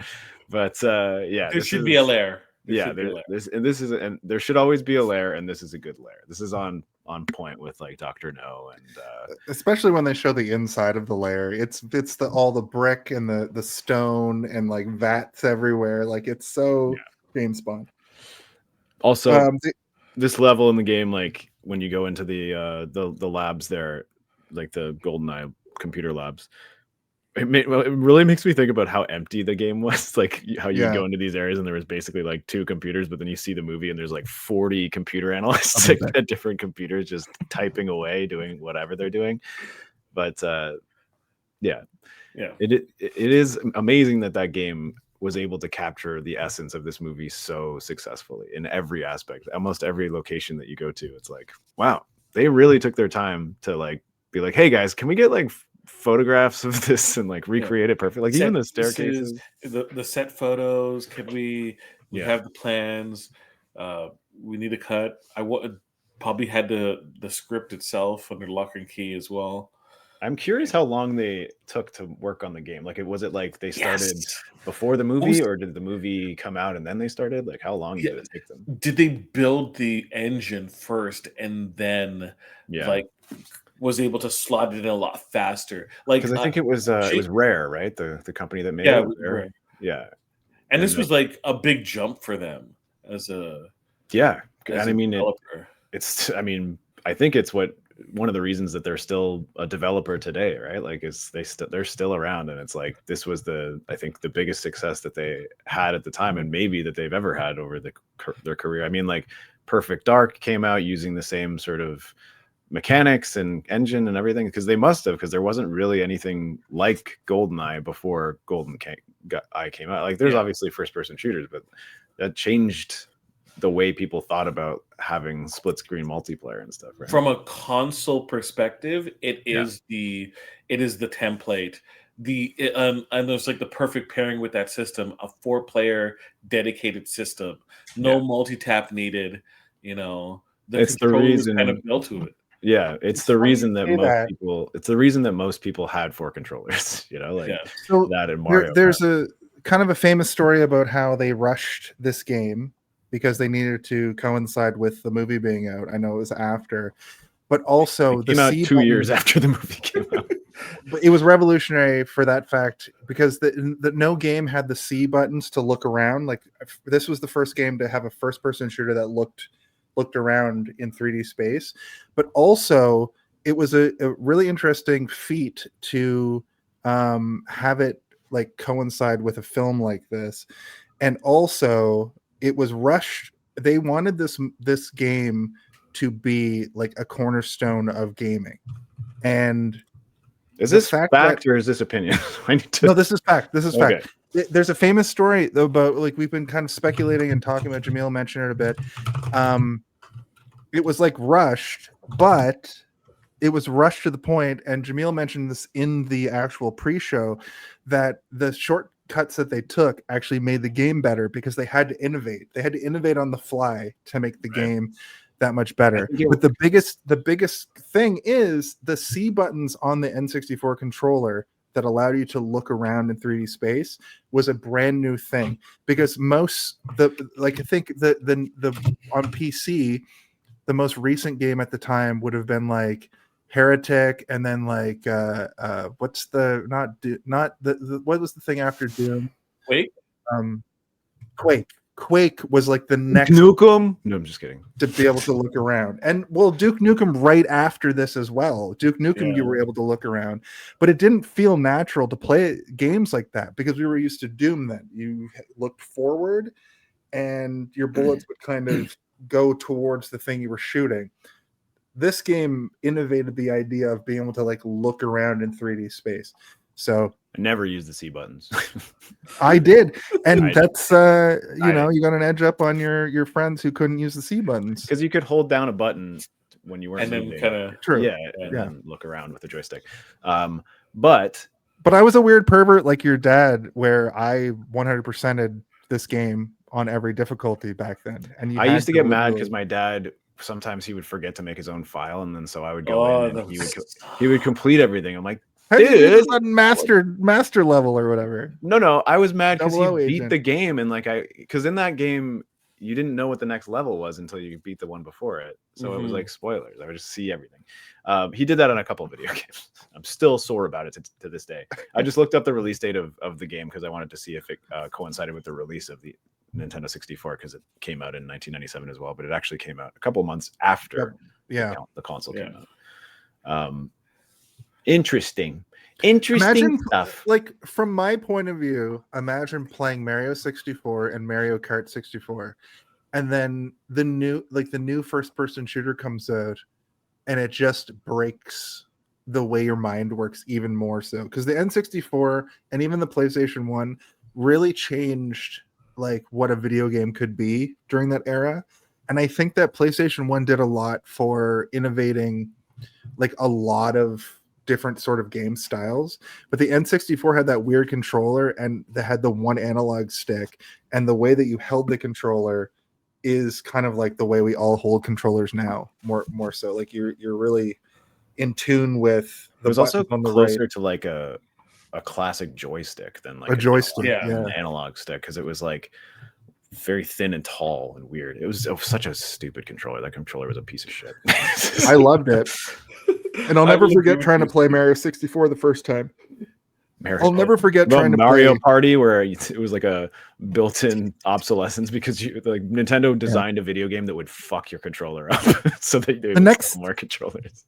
The next game that would fuck with my brain the way that Mario 64 did would be literally Grand Theft Auto 3, where the first time I played GTA 3, I couldn't even as a fucking 14-year-old, I couldn't even like, how does any of this work? But then it's so much ingenuity and so much intuition that went into creating those games that it just creates new synapses in your brain. Yeah, it looks so empty. Grand Theft Auto 3 is so empty.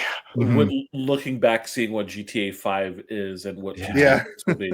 But There's a guy even on, you can run that game on basically anything. Yeah, it's still really smooth, right? And you could probably run it on a fridge. You know those fridges that have like a digital display? You could probably play Grand Theft Auto. But you can run Doom on a fucking pregnancy game, though, test. is still crazy. GTA 3, the content in it still is amazing to this day, the amount that it has it. And a lot of games, modern games, don't have as great as a campaign as that one. Yeah. Yeah.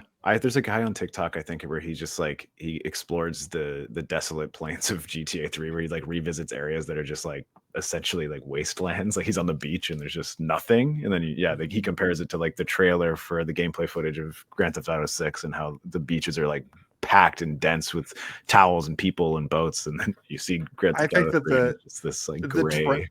The traffic in GTA 6 is going to be like a meme because of how frustratingly realistic it's going to be. I think that's going to be a thing. I don't know, man. I don't know if I'm like, I know a lot of people are excited for it, but like I've only ever completed one Grand Theft Auto game. So like I might just not get it. I don't know. I've beaten all of them to the point that the only one I didn't beat was 4, and I just bought it. You know what? That's not Xbox right. I've last beaten night. 2 of them. I beat Vice City and I beat Grand Theft Auto 5. And I really liked Grand Theft Auto 5. So if it's more of the same with that, I didn't beat 4, I didn't beat 3, I didn't beat San Andreas. I just did like, I got bored of them. There's too much to do, and I didn't care. The story was not compelling. Imagine you have the right perspective. In my opinion, GTA is not a game to beat; it's a game to play. until you don't want to play it anymore.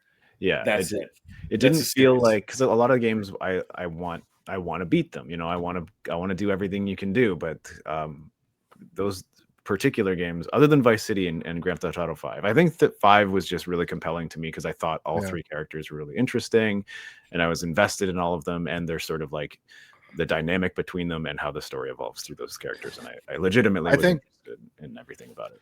I think 6 is going to be more like 5, and probably. I mean, they did. I think it's going to came up with innovate very in a similar way that GoldenEye did for video gaming to bring it back.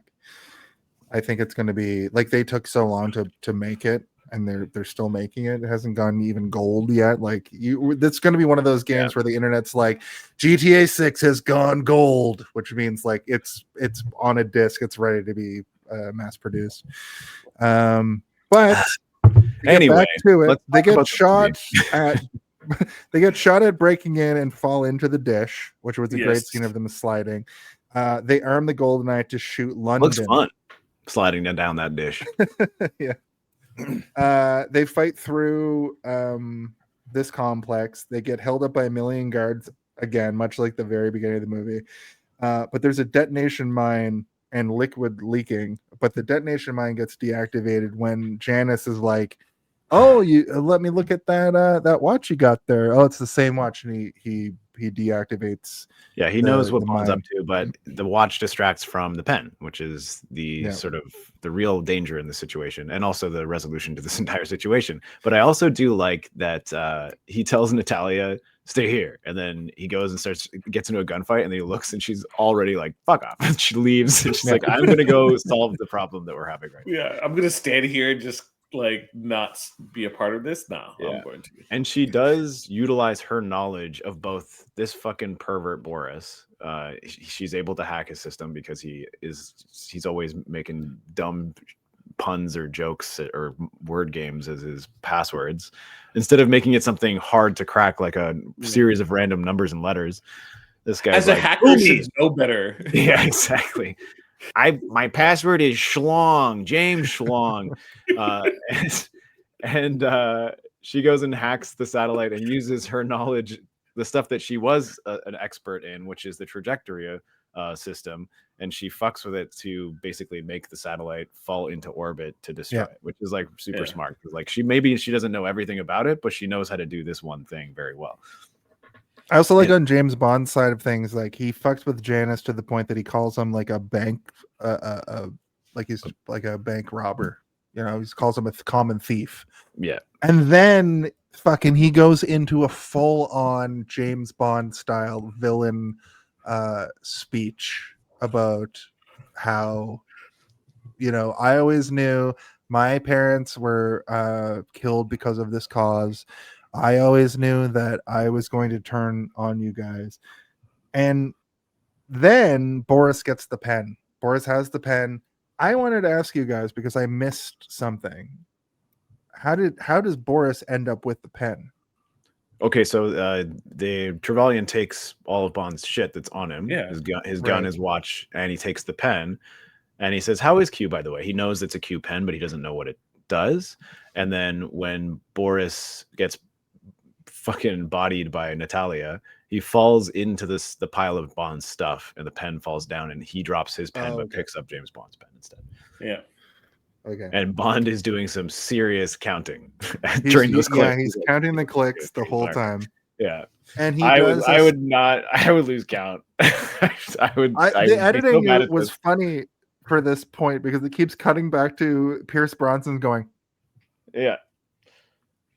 And Sean Bean is like, "What the fuck is he? What are you looking at?" Yeah, what are you looking at? He should know better. He should know better. You'd think that he would know that pen is something dangerous if Q made it. But he manages to count the clicks. He pushes Boris at the last second, and the fucking pen goes flying and explodes. And then all hell breaks loose.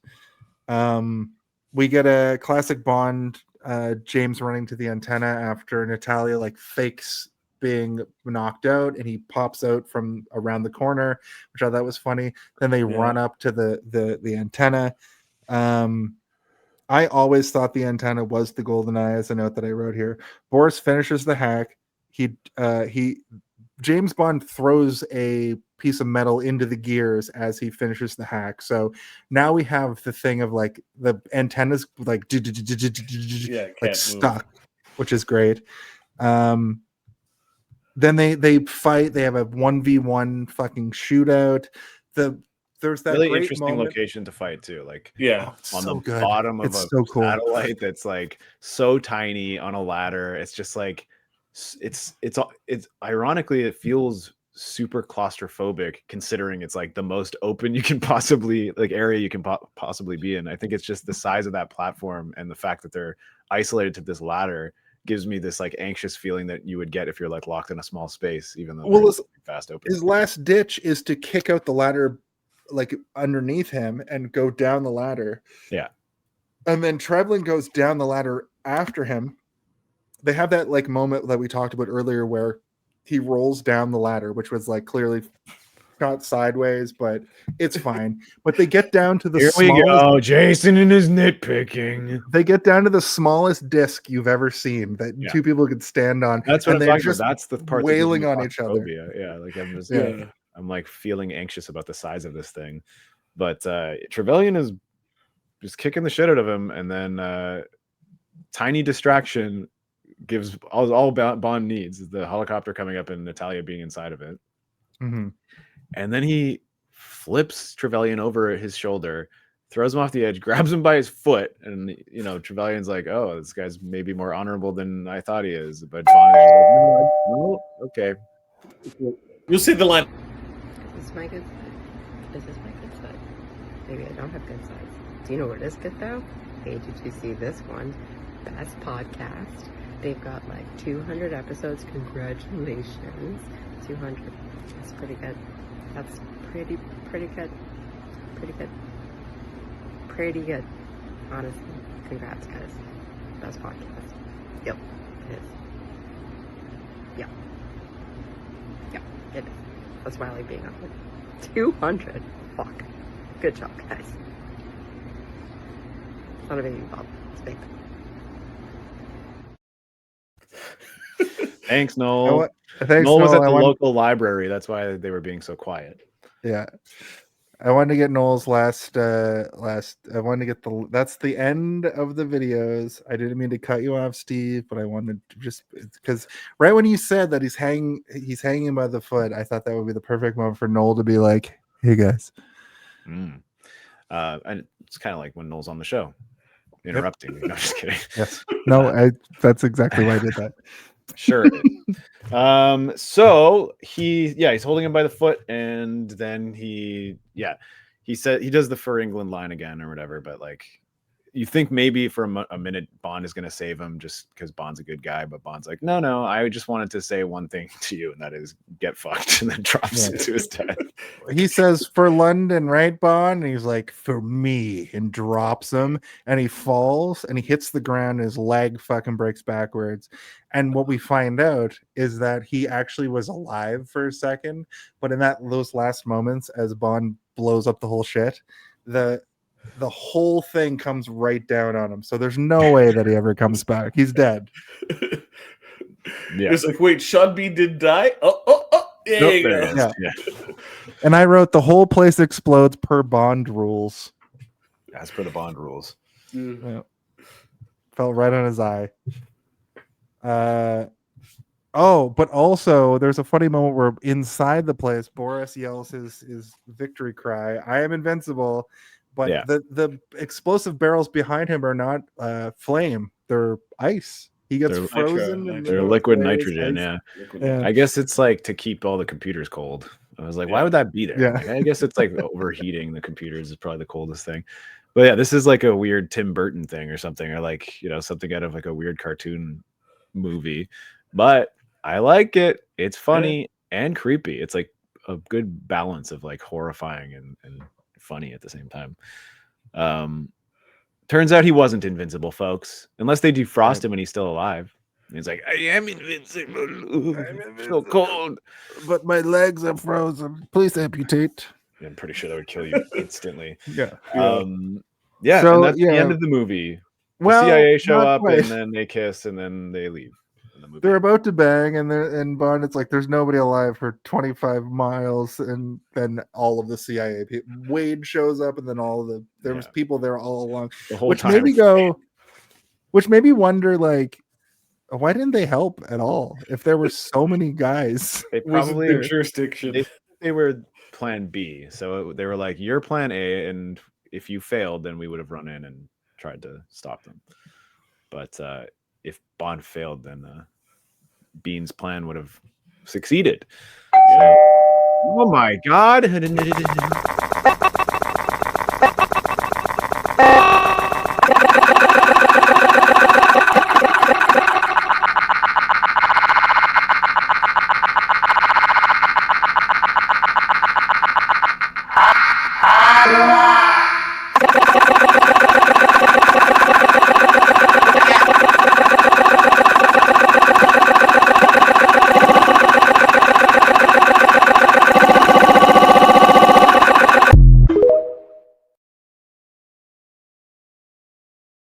There was just one more person that needed to wish us well. I know you had to take your headphones off for that, and I apologize. I just thought that would be funny for me, mostly. I hope it was. Too many wasn't that. ask. It I was was like, so what long. is this? That was only 30. Nightmare Fuel. So we had people come on this show today and talk for 2 minutes, and that 35 seconds was the longest 35 seconds of my life. I apologize. This is the last episode of this show because of that. It's been nice knowing all of you. 200 episodes of Hey, Did You See This One? But that's the end of the movie. I think Yes. we did it. They do a freeze frame, which is great. Didn't expect that. But I mean, they do that in a lot of Bond movies. I think they did it in the last Dalton movie too, after that fish winks at you. Yeah, but that was good. I liked it when the fish winked at me. It implied that the fish had been there the whole time. I wish it was the weird fish with the human face, but it was just a regular fish. Should we talk about our final thoughts? Yes, let's do our Home Alone of it all. If you had to pick one, What do you think the Home when Alone of it is all? the Home Alone of it all? Can someone please tell me when the Home Alone? I really gotta know. When is the Home Alone of it all? What is the Home Alone of it all? Now that's the Home Alone of it all.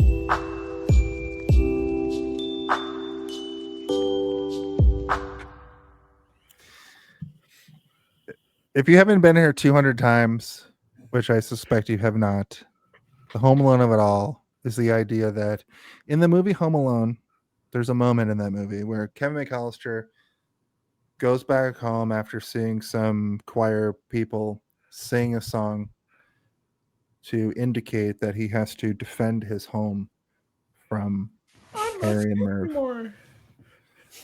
And when he does that, we've posited on this show for 5 years that could be the best part of the movie. So every part of every movie, every part of one, hold on, I'll get there. There is a part There's in one each movie part that of has every this, movie. Yes, it could be your favorite part of the movie. It could be the part we're all there to see. It could be the third act, whatever it is.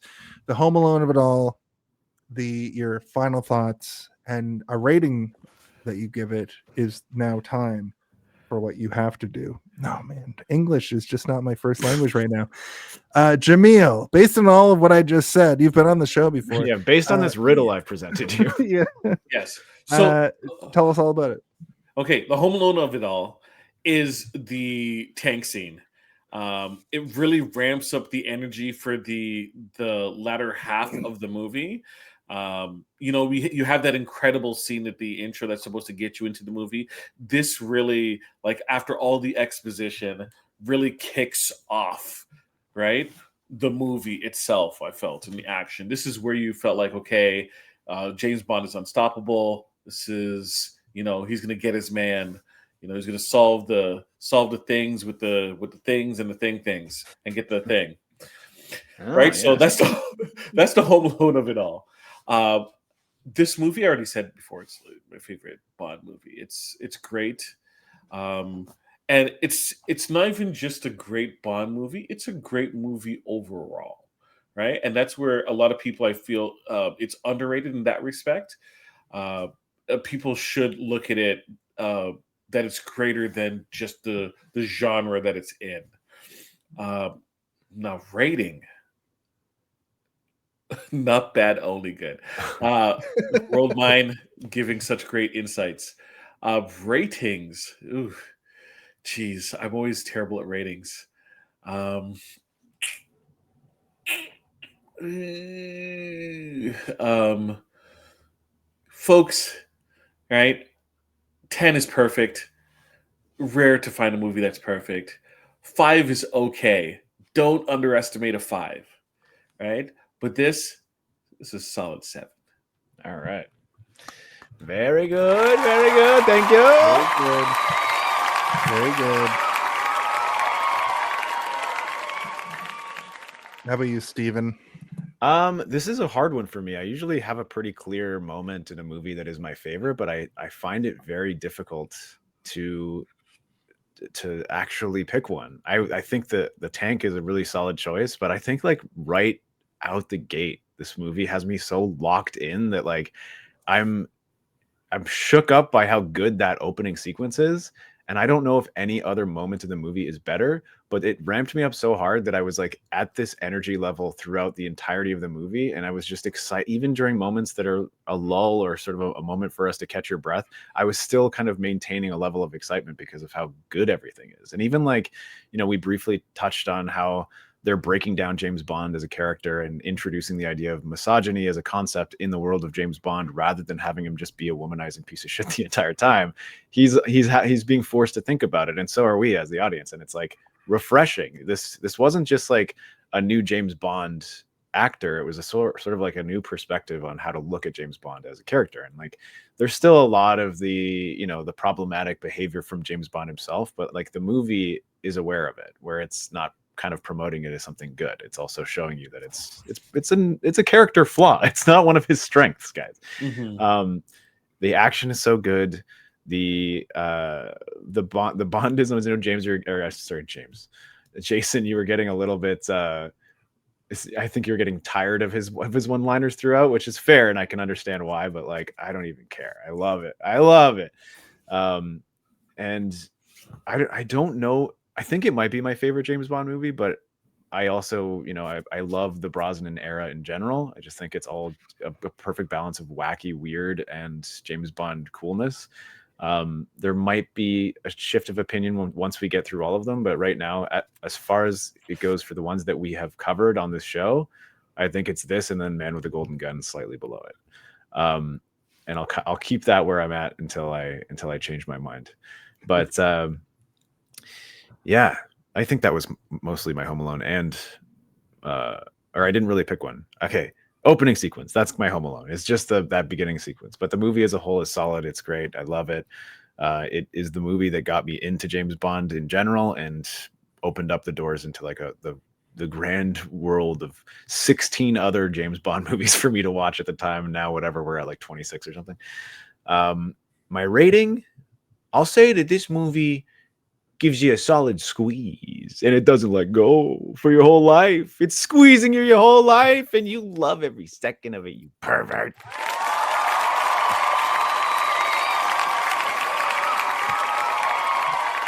Very good.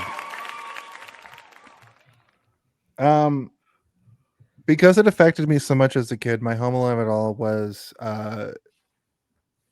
every time Xenia's squeezing somebody. We'll get to that in a second. It was Natalia pretending to be knocked out in the Peter Griffin pose. Well, James Bond comes around I the don't corner. even know what a Peter Griffin pose is, but The Peter Griffin pose is like when he smashes through a table, when he smashes through a table and his arms over his back. Okay, yeah. But he goes up, and then the whole sequence with the antenna has always that's always affected me. I love that whole sequence so much. I think that it's a traditional Home Alone of it all in that respect as well, because we're all there to see him get his comeuppance against Janice. My final thoughts are basically that this movie affected me so much from a video game standpoint that I can't. It's so they're so interlocked. It's you can't have one without the other. And rewatching it now as an adult, I got so much out of it that it's one of my favorite movies of all time. Again, 30 years later. I think that everything about it works. I think from start to finish, there's no dull points. I really love seeing James Bond in a tank, being a goofy Gus. I really like seeing a train be utilized in a James Bond movie in a different way than we've seen trains be utilized. I think the cinematography is fucking outstanding. I think the portrayal of James Bond by Pierce Brosnan is outstanding. I think the Bond girl is outstanding. I think the villain being also sort of a Bond girl is outstanding. I think that Sean Bean's portrayal of the James Bond villains usually have to have a thing about them as well, but it's usually subdued. I think his thing of being like Nazi burned burned by society and then also burned by literal fire and becomes Two-Face, fucking fantastic. I give this movie a 5 out of 5, a rare 5 out of 5. Had to break the scale for this one. I give this movie a strawberry kiss. Oh, that's not a good thing. It's great. All right. Sorry, I was thrown off by your rating system this week. It's out of control. I rated like every James Bond movie a 4 for some reason. It doesn't make any sense. None of my ratings make any sense. But that said, Jaemeel, thank you for coming on the show. Always a pleasure. I fucking love Thank you, brother. so much. Yeah. We should have you back on again sooner rather than very later. soon. I think for Sam Jackson in December, I think you're top of the list. Oh yeah, but, if you want to, we're gonna probably do a special episode where people can just cycle in and watch us spin the wheel to see what Sam Jackson movies we're gonna pick. Spin the wheel, make a deal. We did it for Nicolas Cage last year, and we were thinking about doing Cage again, but we're like, well, maybe we'll pick someone else who's been in a lot of stuff that we like, and Sam Jackson was next on the list. I legit I don't know if you know the show on YouTube and such called Pop the Balloon, or sure. where like there's women or men who Oh yeah, I know what you mean. Yeah. And like they walk in, they ask questions, and they pop their balloon, or the love interest pops a balloon. There was a Snow Bunny episode, which was I know what that means. Utterly fantastic. And basically, one of the women alluded to Black Snake Moan. Oh, okay. Situation, and I'm like, that's gonna end up as one of the movies for sure. I'm calling it's it not a bad movie. It's good. It isn't a bad movie. And his It's performance hilarious. is great. Yeah. Anyway, yeah, we'll see, because we ended up with a lot of weird Nicolas Cage as well, but we're gonna select a bunch and then we're gonna do like a voting tier system again, probably. Yeah, so we'll see. If the viewers want us to watch Black Snake Moan, we will watch Black Snake Moan. True. Yeah. Should we talk about our plugs? Oh, sure. Why the heck not? All right, let me just plug this in right here and.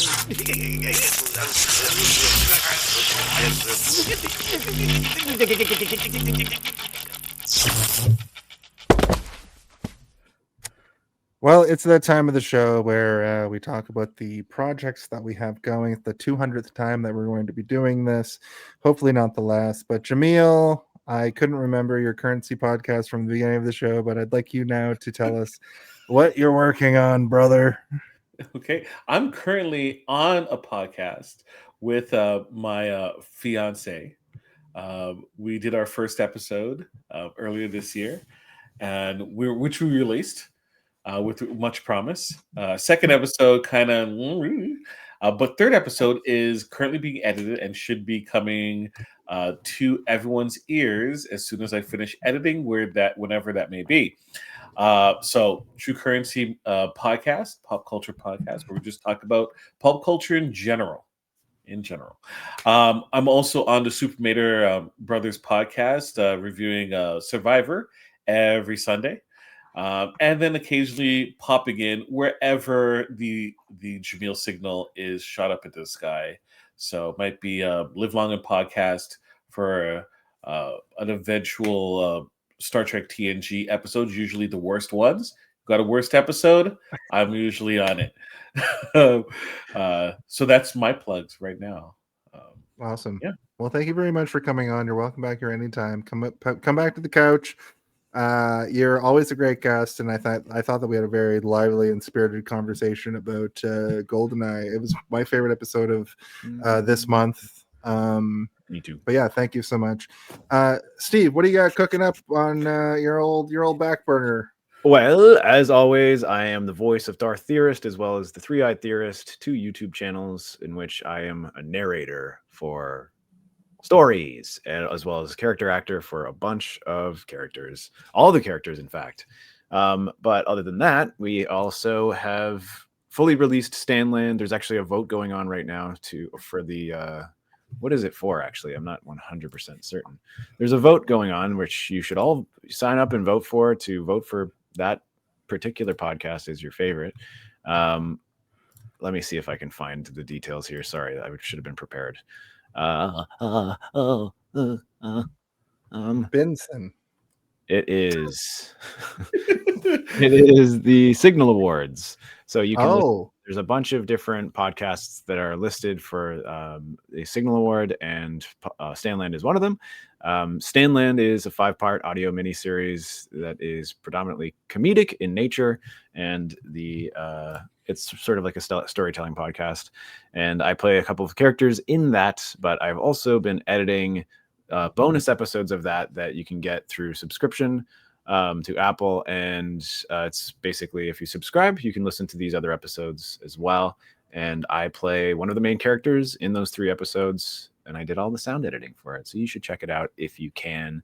It's pretty funny. I play an orc called Ukla, and we're playing D&D basically, but it's fun and it's funny, so please check it out. But that's pretty much it for me. I'm going to be on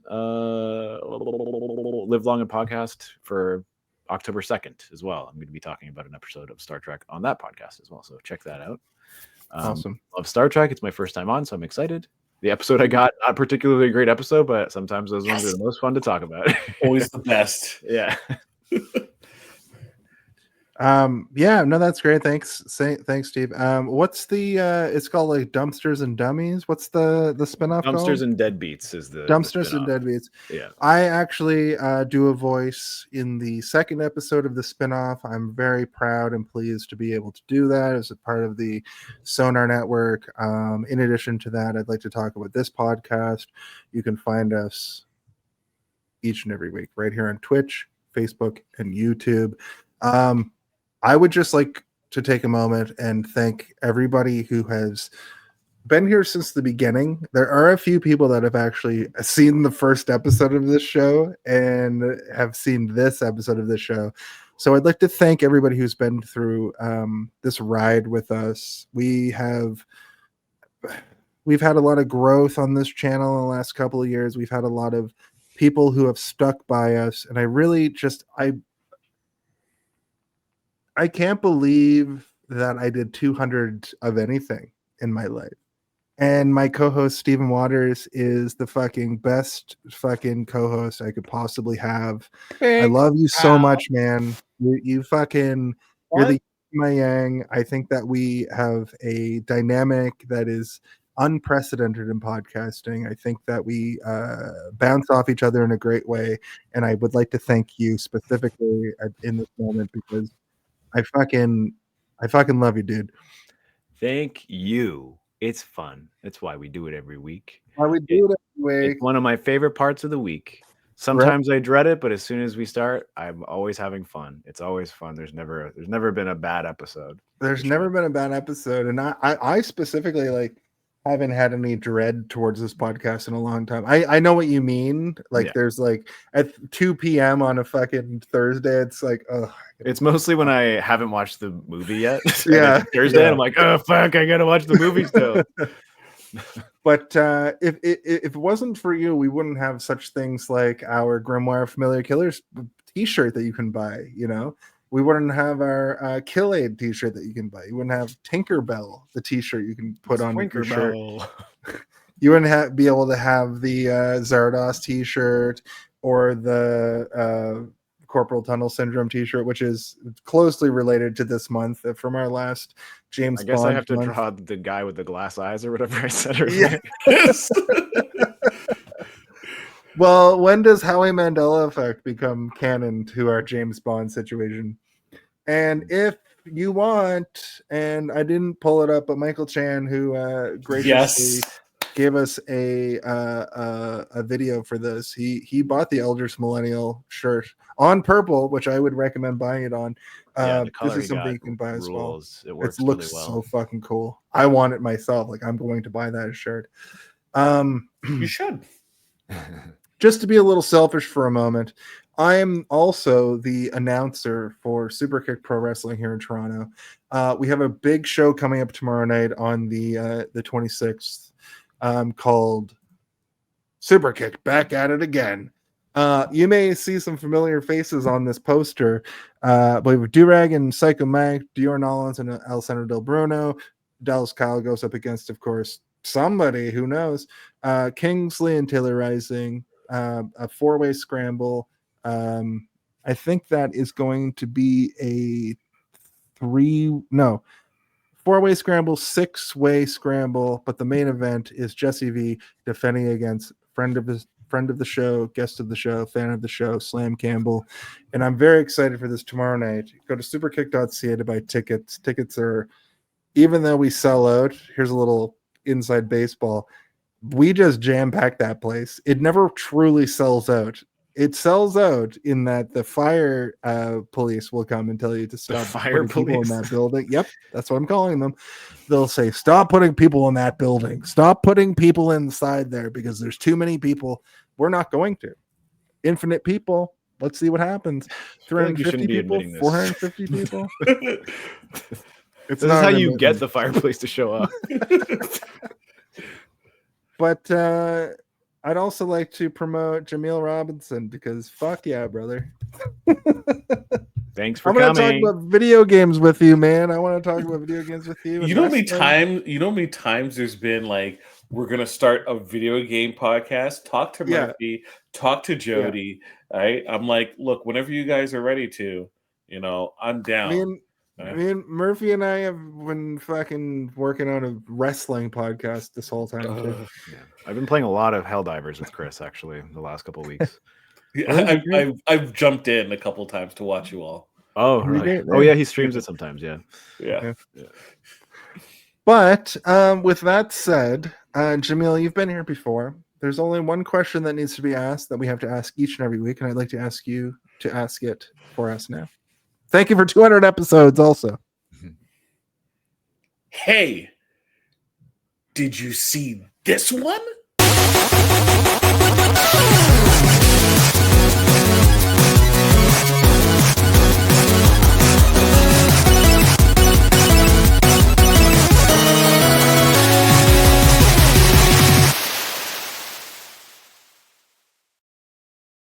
Had so many people give us well wishes. I don't know how to react. I feel so elated. It's very nice. I'm surprised so many people did. Well deserved. Well deserved. I think all of them were beautiful and all of them were so funny, but I think that guy who what was his name? Latimer, yeah. Oh my god. Nick Latimer. Yeah. That was so fucking good. It's the kind of thing that sticks with you. He added music. Yeah. I'm gonna have to jump off. I have to call my mom. She's traveling back, flying in, and beam up some Star Trek content with Live Long and Podcast. A roundtable movie discussion with Hey, did you see this one? And movie reviews with Hold Up, a movie podcast.